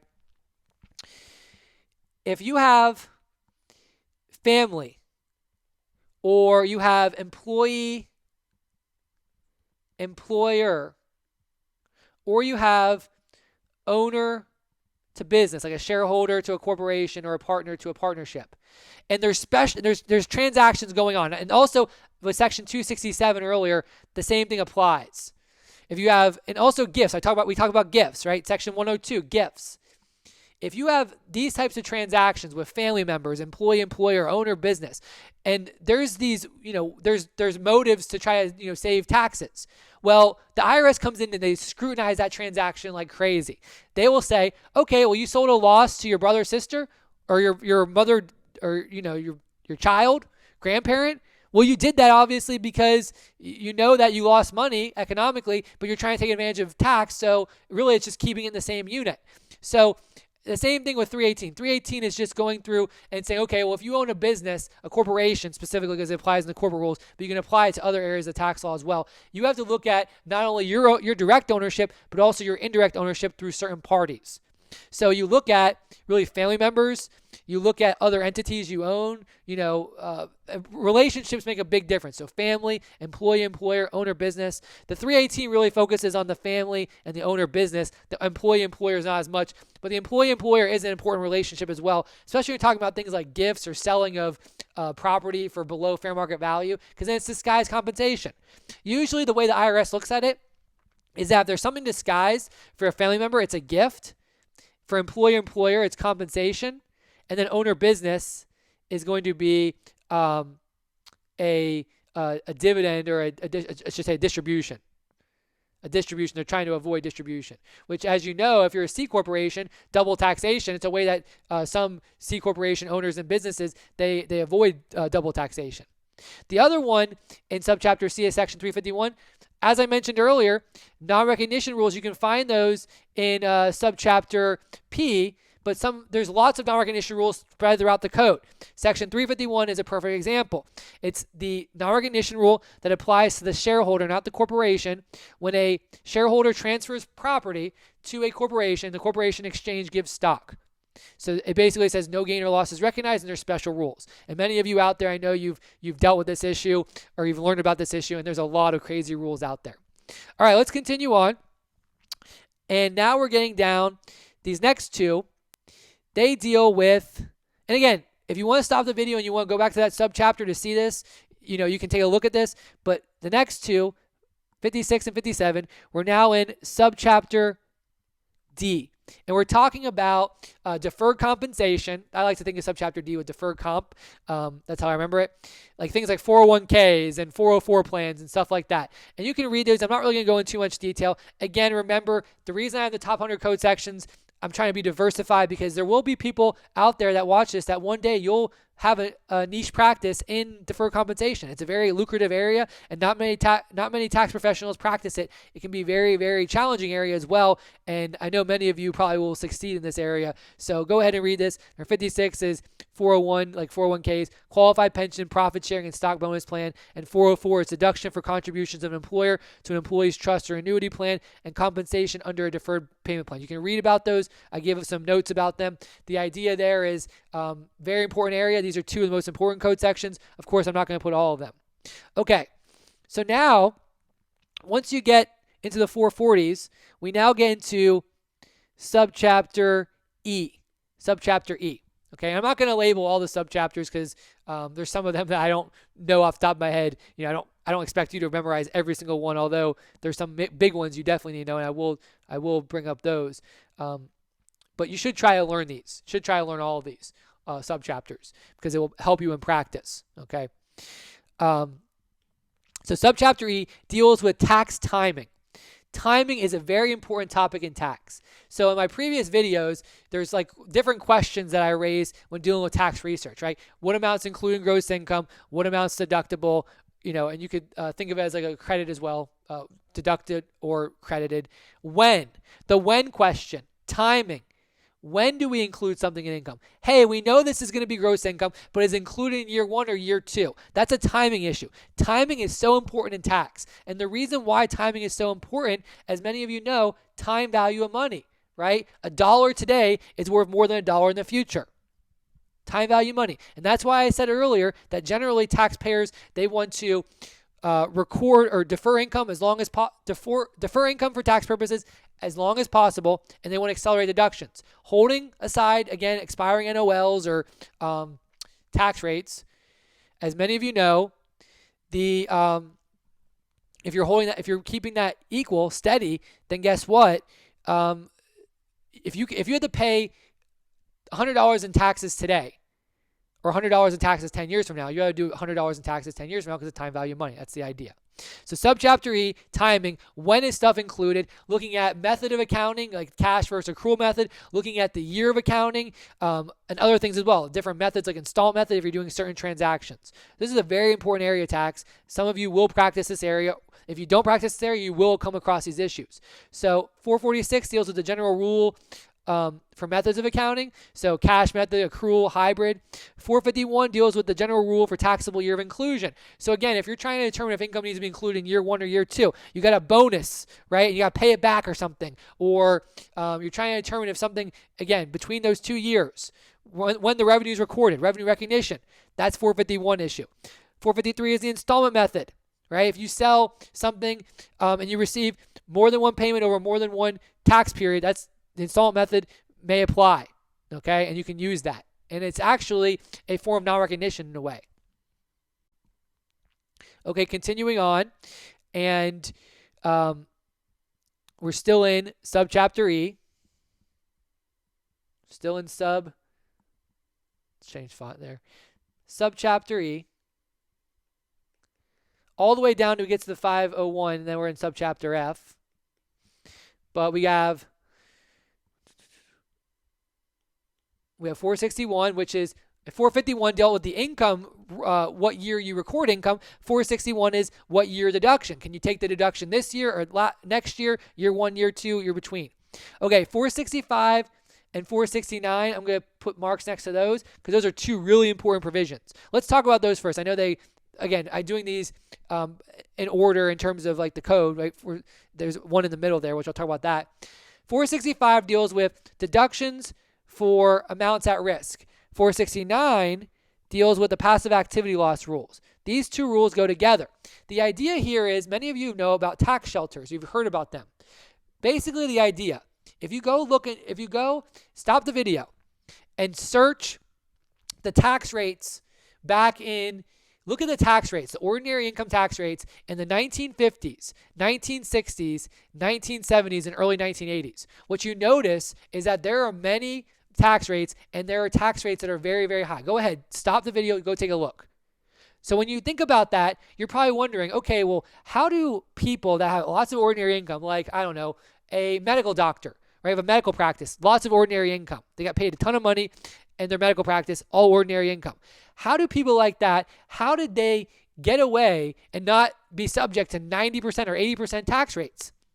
The answer, they use tax shelters. They would invest in certain partnerships, in certain entities that they would be basically taking on the loss from a partnership or the loss portion of it through various deductions. I'm not going to go into the way tax shelters worked, but basically they would be investing in these tax shelters and they would get tax benefits from that. So these provisions, 465 and 469 were the main ones, but there were other ones as well. They were meant to basically cut out these tax shelter benefits where you were investing in these tax shelters just to get tax benefits. And what the tax benefits would do is they would reduce you down to a lower income bracket. So you'd be at more like a 40% bracket rather than an 80% bracket. And that's what they were used. So 465 deals with deductions limited to the amount at risk. Amount at risk looks at your financing, recourse financing, the amount you've actually put in cash, and then certain non-recourse financing is not considered at risk. 469, passive activity loss rules. What we basically do is we put all activities into three baskets. We've got an active basket, a passive basket, and a portfolio basket. Active is what you're materially participating in. Passive are things like, okay, well, non-sweat of the brow, like, okay, you invest in stock, right? I'm sorry, my apologies. I always do this. Every time I explain passive activity, I love to use like stock, like corporate stock, but I'm wrong. Stock is portfolio. Passive is like a limited partnership interest, like a silent partner, right? Maybe you invest in a pizza restaurant with your friend and they are the pizza chef and they're managing the business. You just are the one putting in the money. You'd be considered a passive investor. Okay, so active would be, in our example with the pizza chef, because they're materially involved. They're actually at the pizza store. They're materially participating. They're managing the store. They're making pizzas. They're making decisions. That's active. Passive person, though, would be the money person.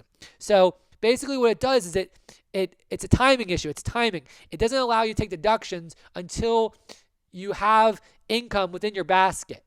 So you can only offset with losses the income in the basket. So if you have a loss in this passive basket, you cannot go over here because that's what people were doing with the tax shelters. They were taking losses in limited partnerships, which would generate these deductions with losses. They would invest in those, and then they would offset their medical income if they were a medical doctor. Can't do that. Can't do that under 469, and that's what stopped it. That put a big stop. 465 as well because a lot of it was through non-recourse financing. Okay.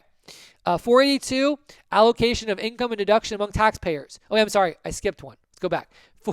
Almost missed it, but I got it. 467, right? You can see how passionate I get about these things, right? I would probably start crying if I missed, 467. 467 is, you're very important, 467. Don't worry, I remembered you. So 467 is real interesting. Certain payments for the use of property or services.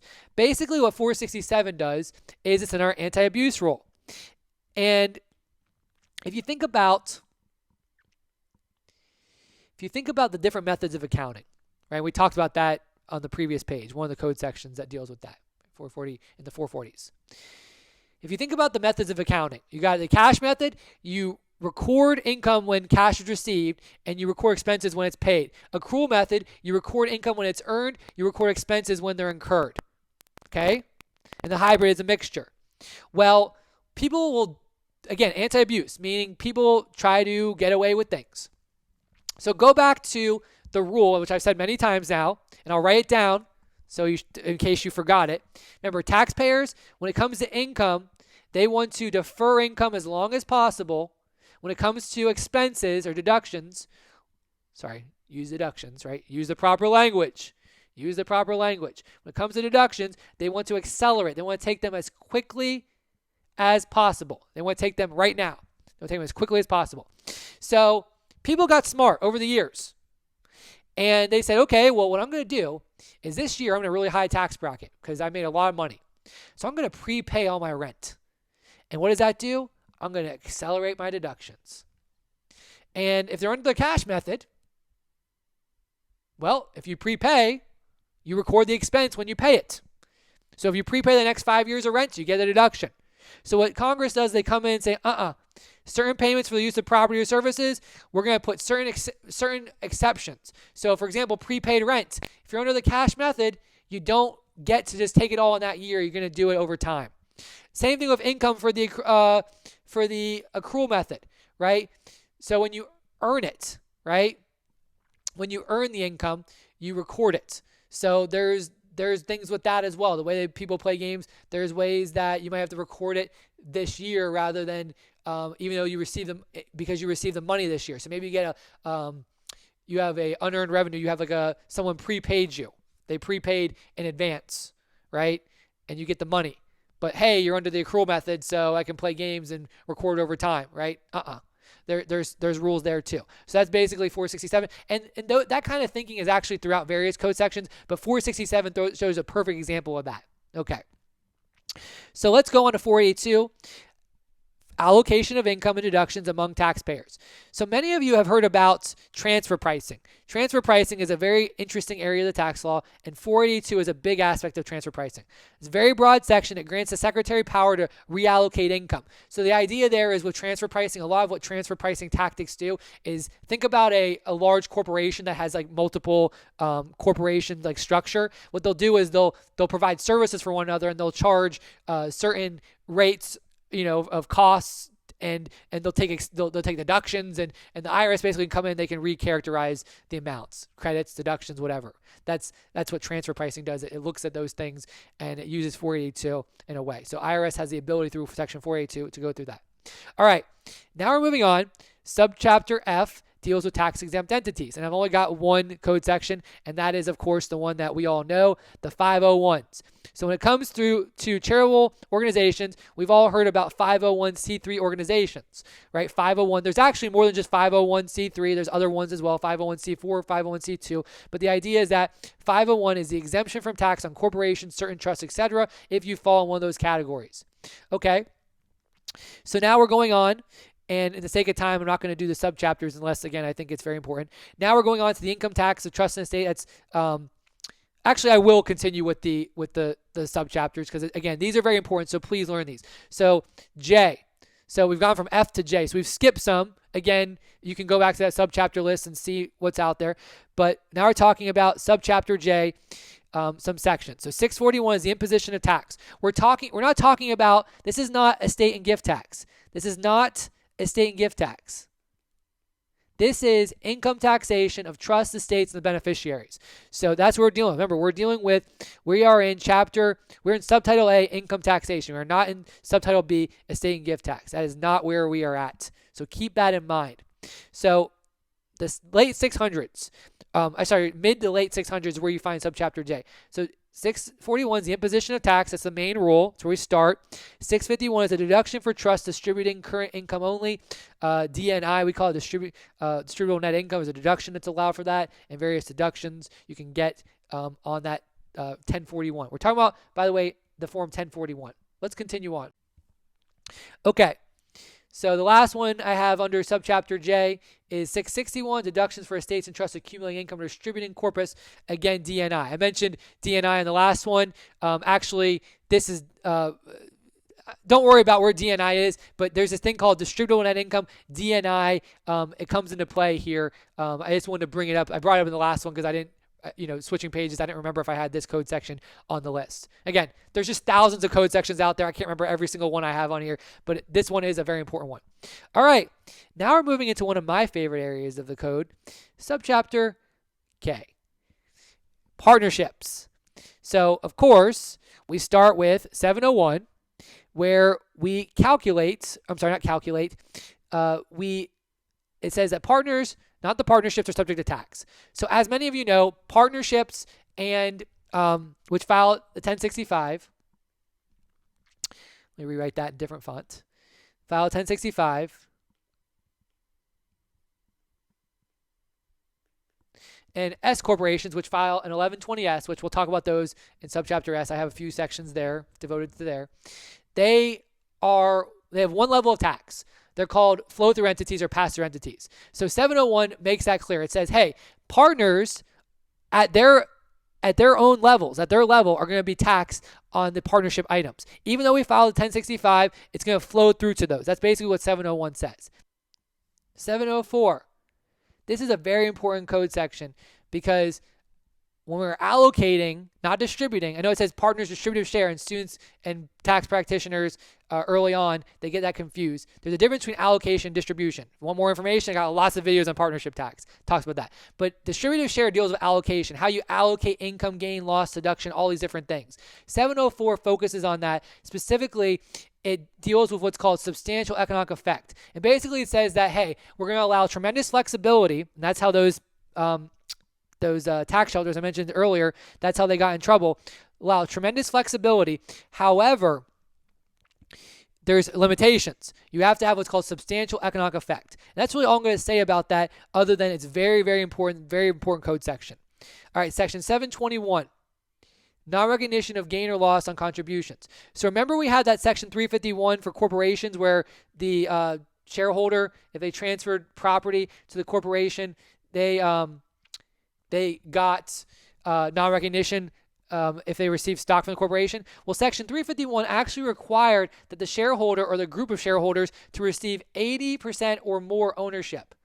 Now, when it comes to 721, section 721 is also the same rule, but the only difference is it deals with partnerships, of course. There's no percentage requirement. It can be any percentage. It can be 0.001% to 99.99%. It can't be 100 because it's a partnership, so you got more than one owner.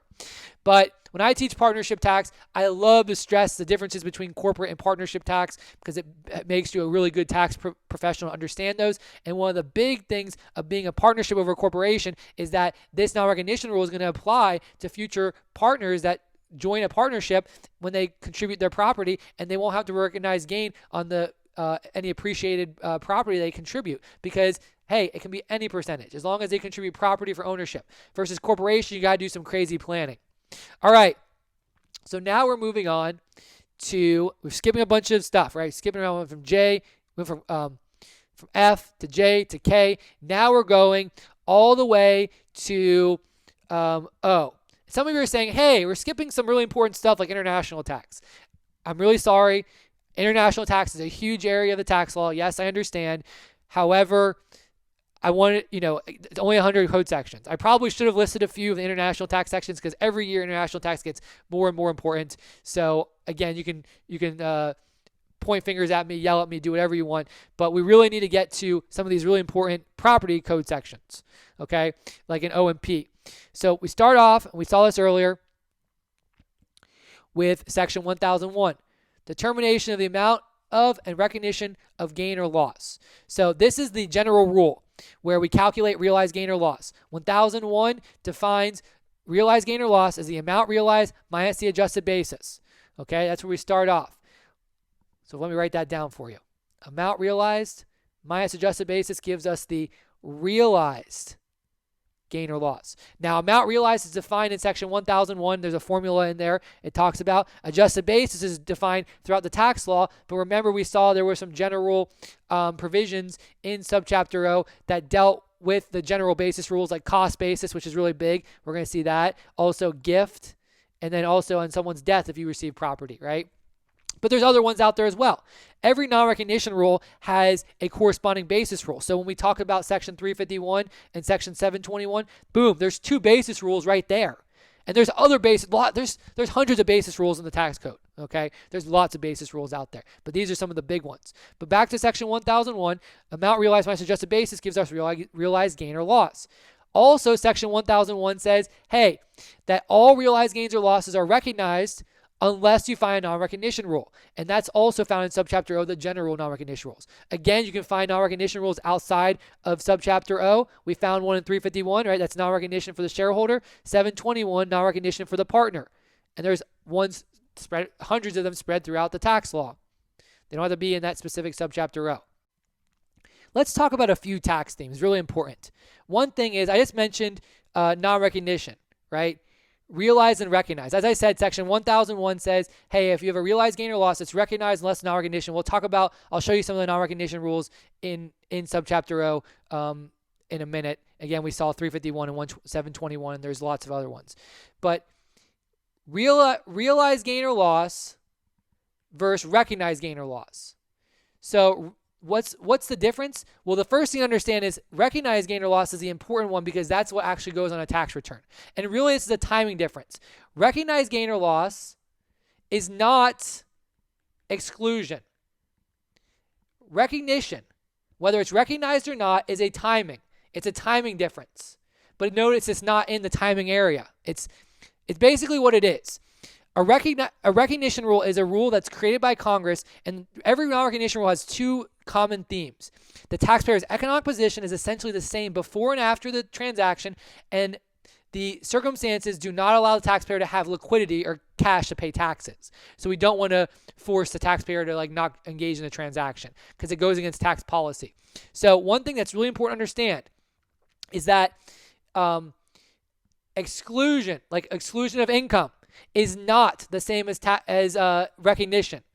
They are not the same thing, okay? They are different because recognition is a temporary difference. But why? Because every non-recognition rule has a corresponding basis rule, and the basis will be adjusted because the adjusted basis will be adjusted for that realized gain or loss that was not recognized. For those of you who have watched other videos, whenever I do a recognized gain or loss question like section 1031 or 351, I always calculate the lurking non-recognized gain portion of the realized gain, and that helps you understand that the adjusted basis has been properly adjusted. Okay. Another thing, so realized gain or loss versus recognized. Recognized is what actually goes on the tax return. And again, recognition is not the same as exclusion. And again, those two requirements that every non-recognition rule has, as I said, they have both of these in common. First is same economic position. So basically, you're in the same economic position before and after. Let me erase this to give us a little bit more space. And the second one is liquidity. And the perfect example to think of is like a like-kind exchange, right? You're trading property that's like for like. You trade land for land, trade an office building for an office building. So very similar economic position. And then let's say there was no cash, no liquidity. Well, if you had a gain on that and you had to record that gain and pay tax on it, and you don't have any cash to pay a tax, you're not going to engage in the transaction, or you might sell the building. So no cash liquidity to pay tax. That's a huge issue, and therefore Congress says, no, we're not going to make you have to record the gain right now. We're just going to make you basically roll over the basis or adjust the basis. So that's really important, those two things. So again, not the same. Recognition is not the same as exclusion. Realized gain or loss, which is not the same as recognition or recognized gain or loss. Realized is because of that.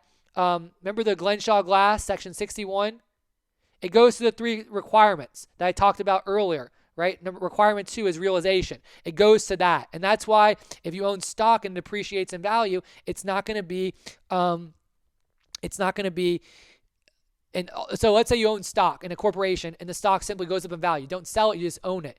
That's why the value going up is not considered income to you because nothing has really happened. It hasn't really, you need a sale or exchange or some realization event, some type of event out there. Okay, so let's continue on. So again, we're looking out at the basis rules. We looked at section 1001. Now we're in 1011, and 1011 is a general basis rule.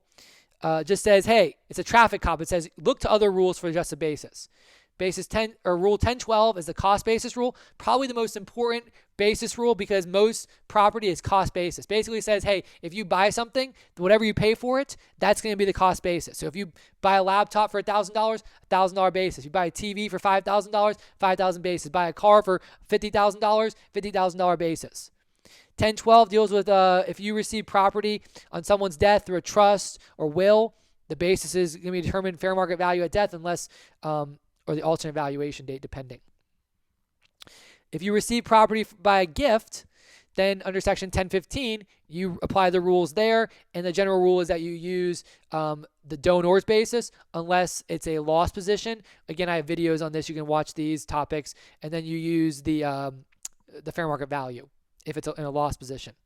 If it's in between, then you set it equal to the amount realized when you sell it later. 1016 just says, hey, you adjust your basis for different things going forward. There's this terminology of unadjusted basis and adjusted basis. Unadjusted basis is when you receive property initially. Adjusted basis is when it's been adjusted over time. Okay? 1017 is another basis rule. If you have a discharge of indebtedness, then you might have to reduce the basis for certain attributes. Okay, so now 1031, 1033, and 1041, those are some of the non-recognition rules. We just talked about non-recognition and some of the special items, special themes. So these are just some of the general non-recognition rules that are here. Again, there's non-recognition rules spread throughout the code. We talked about section 721 for partners, 351 for corporate shareholders. The idea here is these are rules that apply to all types of taxpayers. 1031 is like-kind exchanges. So you can have a non-recognition if you exchange like-kind property.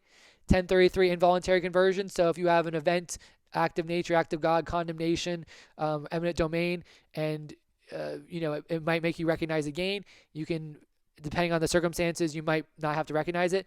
1041 is a transfer between spouses or incident divorce, not recognized. Okay, then there's 1091, which was the wash sale rule. I talked about that earlier. That is a special rule, anti-abuse rule. When you you sell stock for a loss and then you buy it back in a certain period of time, basically to take advantage of that. It's a special rule, special anti-abuse rule. Again, anti-abuse, big deal. Congress comes in and it closes the tax law, closes tax loophole. All right, woo! Almost to the end. So now we're moving on to subchapter P, and we got the characterization. We have 1211, section 1211. Again, not every single one is in here, as always. Just can't get everything, top 100. Limitation on capital losses. So as I mentioned earlier, shareholders. Sorry, I got corporate tax on my mind. Taxpayers, generally, they want ordinary losses, not capital losses. And the reason why is because you can offset ordinary income, which is taxed at higher rates, and also ordinary losses are much less limited than capital losses. So right here it shows you that limitation on capital losses. Capital losses are deductible for taxpayers other than corporations only to the extent of capital gains plus some ordinary income. At the time of this video, it's $3,000, or if you're married filing separate, $1,500 per spouse. So it creates a huge it makes capital losses very disfavorable. Section 1212 deals with capital loss carrybacks and carryovers. Now this changes from year to year when you can take it back or whatnot, depending on the type of taxpayer. So I'm not going to go into the specifics with those rules because it's going to be different depending on when you're watching this, but you can find that there. All right, number 86, 1221 capital asset defined. So many of you might know this. The way that a capital asset is defined is all assets are capital assets unless you're told they're not capital assets, and they give a list of different ones. So the list is provided. There's some cases in the top 50 cases where I talk about how the list is not exhaustive. It's kind of like the Section 61 issue where it's not all of them, but it's most of them, okay? So capital asset is what you need for a capital asset unless you have like a subcharacterization of 1231 or certain other rules that bring it out.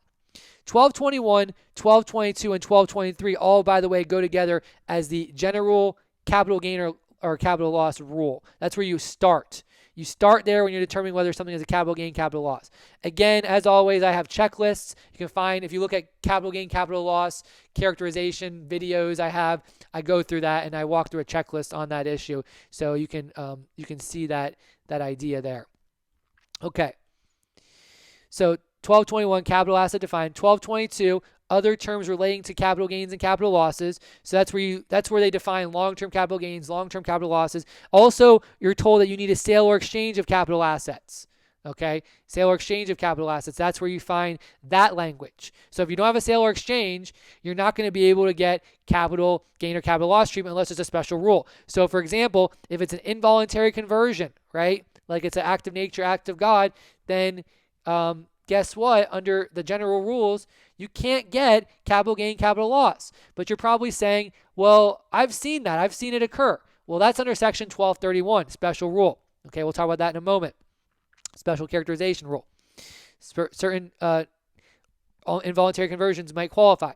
1223 is holding period. Holding period just simply means, okay, as I mentioned, long-term versus short-term. We talked earlier about the importance of long-term versus short-term capital gains, capital losses, because you want a long-term capital gain if it's a gain. If it's a short-term capital gain, it's generally viewed as ordinary income, okay? Other than, the way that it's offset by capital losses and whatnot. So long-term capital gain is what gets the preferential treatment, the preferential rates. So you want long-term capital gain. Well, in determining whether something is long-term or short-term, you have to count the days, count the amount of days it was held. It has to be held for a year and a day in order for it to be considered long-term, so more than a year. And how we count depends. Usually we start counting the day after the transaction, like if you buy stock the next day. But there's also things called tacking. You get to add on previous holding periods. Or certain transactions, like if you acquired it on someone's death, guess what? You just get automatic long-term holding period. So there's rules in there, and they break it down in Section 1223, the holding period. Very important. Okay, so now we're going to some special rules for characterization. There's 1231, as I mentioned earlier. Now, I mentioned the involuntary conversion, right? You need sale or exchange to have the general rule of capital asset. 1231 is a special way that certain types of things that might not be capital assets or might not have sales or exchange might get capital gain, long-term capital gain treatment. Okay? Section 1231 is actually known as taxpayer nirvana. It's easily the most taxpayer-friendly code section in the entire tax law, Section 1231. So it's taxpayer nirvana. And the reason why is because remember I told you earlier that if you have a gain, right? If you have a gain, you want it to be long-term capital gain because you get the preferential rates. If you have a loss, you want it to be ordinary. Well, guess what? If you have 1231 events, you get that treatment, depending on the netting effect. Many of you might know, or you've learned about 1231, how intricate it gets. I have a video. It's actually called Section 1231 explained in 10 minutes, in less than 10 minutes. Watch that video. It does a massive job making 1231 much easier to manage, okay? Making it much easier to manage. Okay, so Section 1231, special rule, and there's other special characterization rules as well. Now, one thing I want to note is notice that it says property here. It actually deals with property used in trade or business and involuntary conversions. I want to mention two things about property. First thing is, can you believe that nowhere in the tax law does it ever define property? It's actually through case law, and property has been defined very broadly. So nowhere in the Internal Revenue Code is there a definition for property. Very interesting. The second thing I want to note is whenever you see property, the phrase property used in the Internal Revenue Code, you got to be really careful. Because remember, tax is law. Tax is law. And as many of you know, maybe you've taken business law or other law classes, there's differences between real property and personal property. So I want to go ahead and I want to stress that. And I'm going to tell you the definition. The way we define real property and personal property is we first define real property and everything else is personal property. Real property is the land and all attached. So real property is the land and everything attached to the land. So that means land, building, and then things attached to the building. Okay? Personal property is all else. So that means that all intangible property is personal property. Okay? But stuff that is not land attached to the land is considered personal property. So tangible and intangible. So real property is only tangible. Personal property is both tangible and intangible. Okay? So property is very, very important because when you look at these code sections, when you go through them, it will say property, and you got to make sure you'll see that, for example, 1231, there's different rules for real property, different rules for personal property. Very important to keep straight. All right, let's continue on. Okay, so there's more of these special characterization rules that I provided all the way to 94. And there's lots more of them. Again, don't have all of them. 1235 deals with the sale or exchange of patents. Patents, when it comes to intellectual property, they get very favorable treatment historically. So you can read about that. 1237 deals with real property subdivided for sale. So what this issue deals with is, let's say you're a developer of a huge complex of properties. You buy land, you buy like 30 acres, and you create one of these, shoebox houses where they're the same house right next to each other. There's barely any space. You can literally put your hand across through the window to your neighbor and touch the neighbor's house. You can touch their house, just nothing but shoebox houses left, back. These communities, these little developments. Maybe you're a developer of that. Well, if you're selling land, generally, or property, right, houses, generally that's viewed as not inventory. But if you are a developer, that's viewed as inventory, and it can be considered ordinary income. So 1235 is an example of something where normally it would be ordinary when it deals with patents. So it's normally going to be ordinary. That's what 1235 is. And intellectual property, by the way, is a very difficult area of the tax law. I do have videos that go over intellectual property, and I definitely recommend you watch that if you're dealing with substantive issues on intellectual property tax issues. So normally, what it deals with in 1235 is something that would be ordinary. It's going to make it long-term capital gain. 1237 is the opposite. It's going to take something that would be capital and make it ordinary, make it inventory. Okay. 1244, losses on small business stock. Special rule dealing with certain types of smaller businesses. Provides some real interesting stuff there. Okay, losses on small business stock. And then 1245, we've all heard about this one. This is gain from disposition of certain depreciable property. There's a case, it's called the Arrowsmith case. And there's also a doctrine called the Arrowsmith doctrine. And the idea there is that's really the underlying premise of this provision. The idea is, let's say that you are selling you're selling a piece of your business.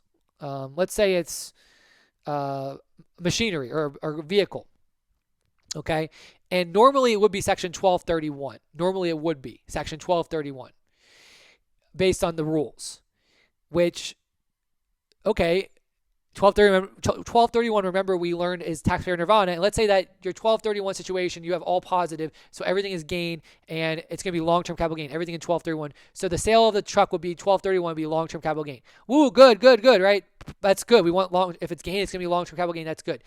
During the life of the truck, you depreciated the full amount. Now, when you depreciated that, you got ordinary tax benefits. You wrote off against ordinary income, ordinary deductions. Now, the issue is this mismatch. It's a mismatch. Especially, it's easier to see if you're an individual. Let's say it's a 1040 with a Schedule C.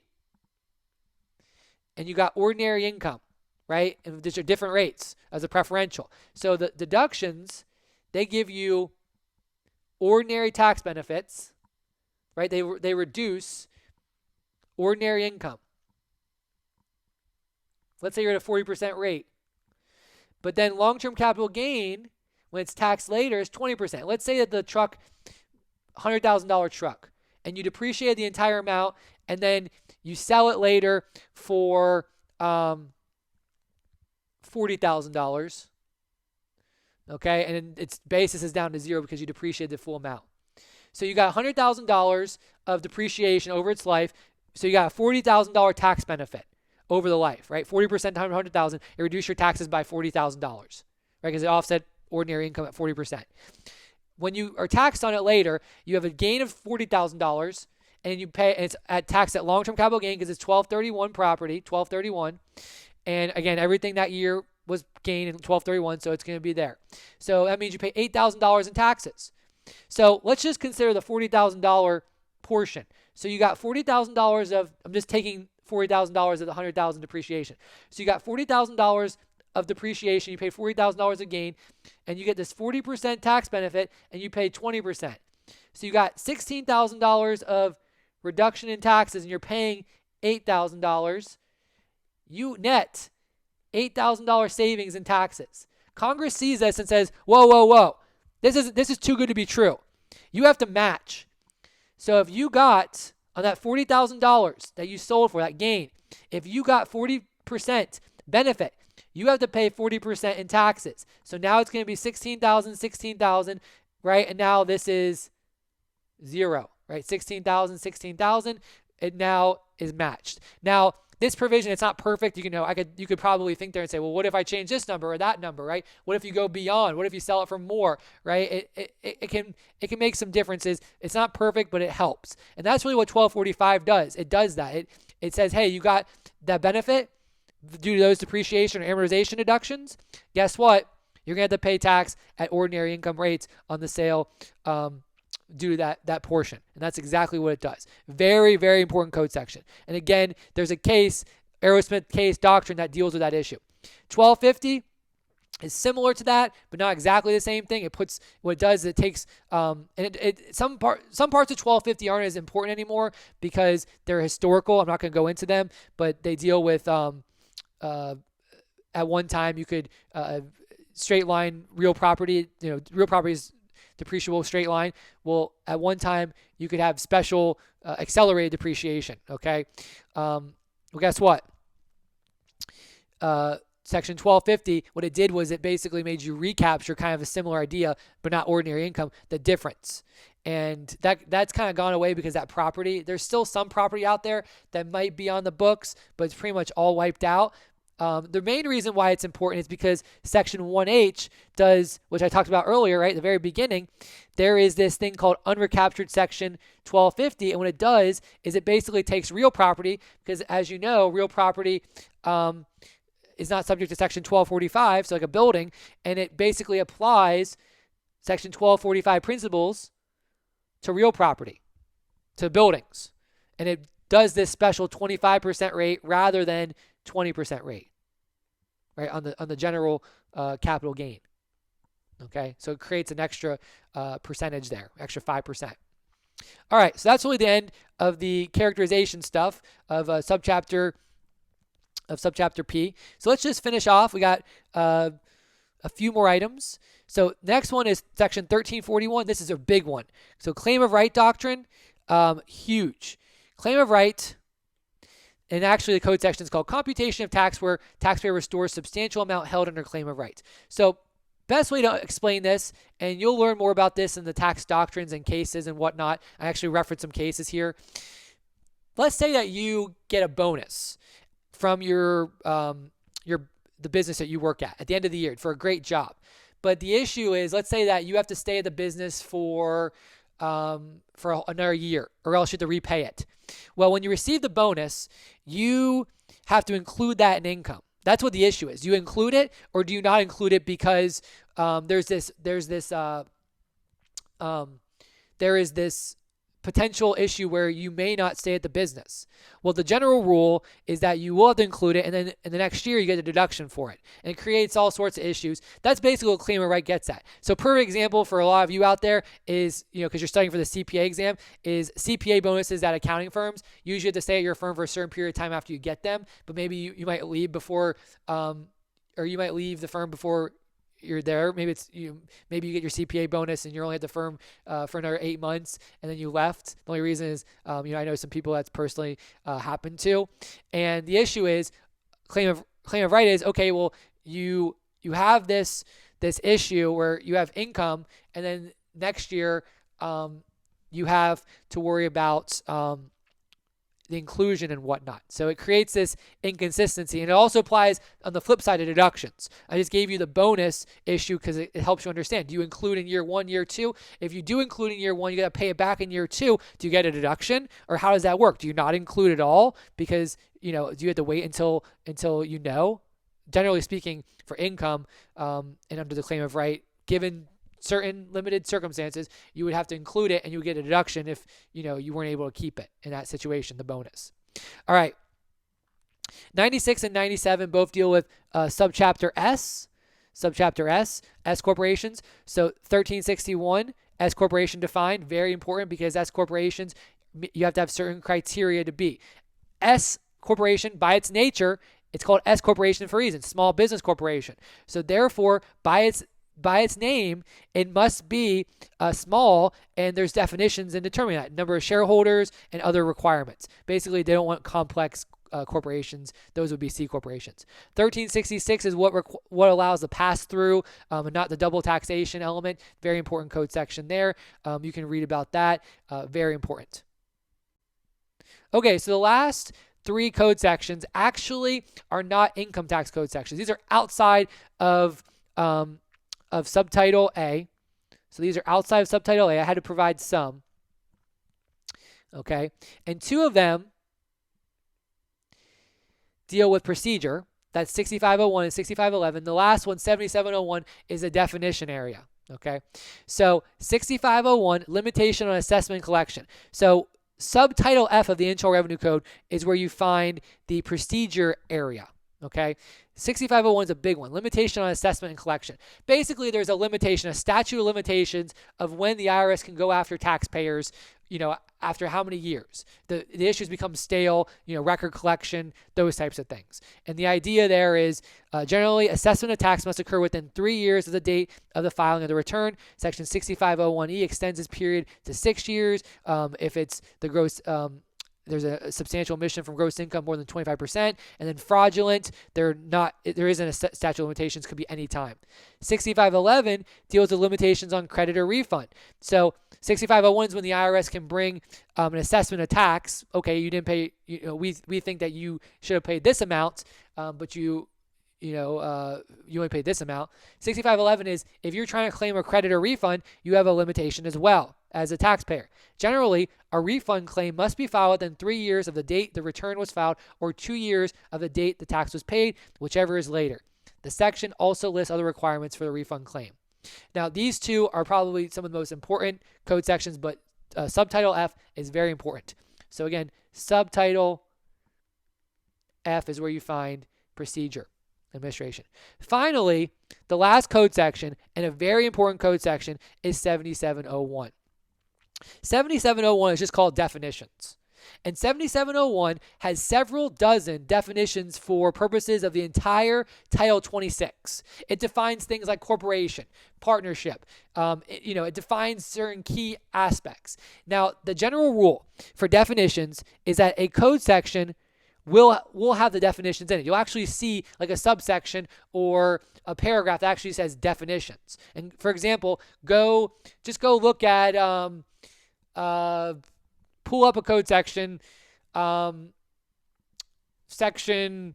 just go through the code from our list of top 100 code sections. Maybe start at Section 101, look at the exclusions. Section 101, 102, 103. In one of those code sections, eventually, when you keep going down the list, you will find a code section that actually has a subsection that says definitions. And I'll show you this in the scavenger hunt video that I have that you should watch as well. But it'll say definitions. So if you can't find the definition, so again, the general rule is that if you're looking for a definition, look within the code section that's dealing with it. Look in the code section that deals with the issue. However, if you do not find anything, the next place to go would be 7701, because the definitions in 7701, for the most part, they apply to the entire Internal Revenue Code, and not everything is defined there. Right? It would be massively long if it was. And there's lots of phrases and words that aren't defined in the code that the courts define. For example, property. You would think property would be defined, but it's not. So 7701 would be your next place. And sometimes you'll have good luck finding that thing because they reference. All right. So we've gone through the top 100 code sections. Again, there's thousands of code sections. So, I can make a list of top 1,000, top 2,000, top 5,000 code sections. They're all important. Code sections themselves are important. Remember, do not rely on everything in this video because some things are bound to change in the future. But most stuff will stay pretty much the same because, again, it stayed pretty much the same for most of the income tax law history. All right. So I hope you've enjoyed this video.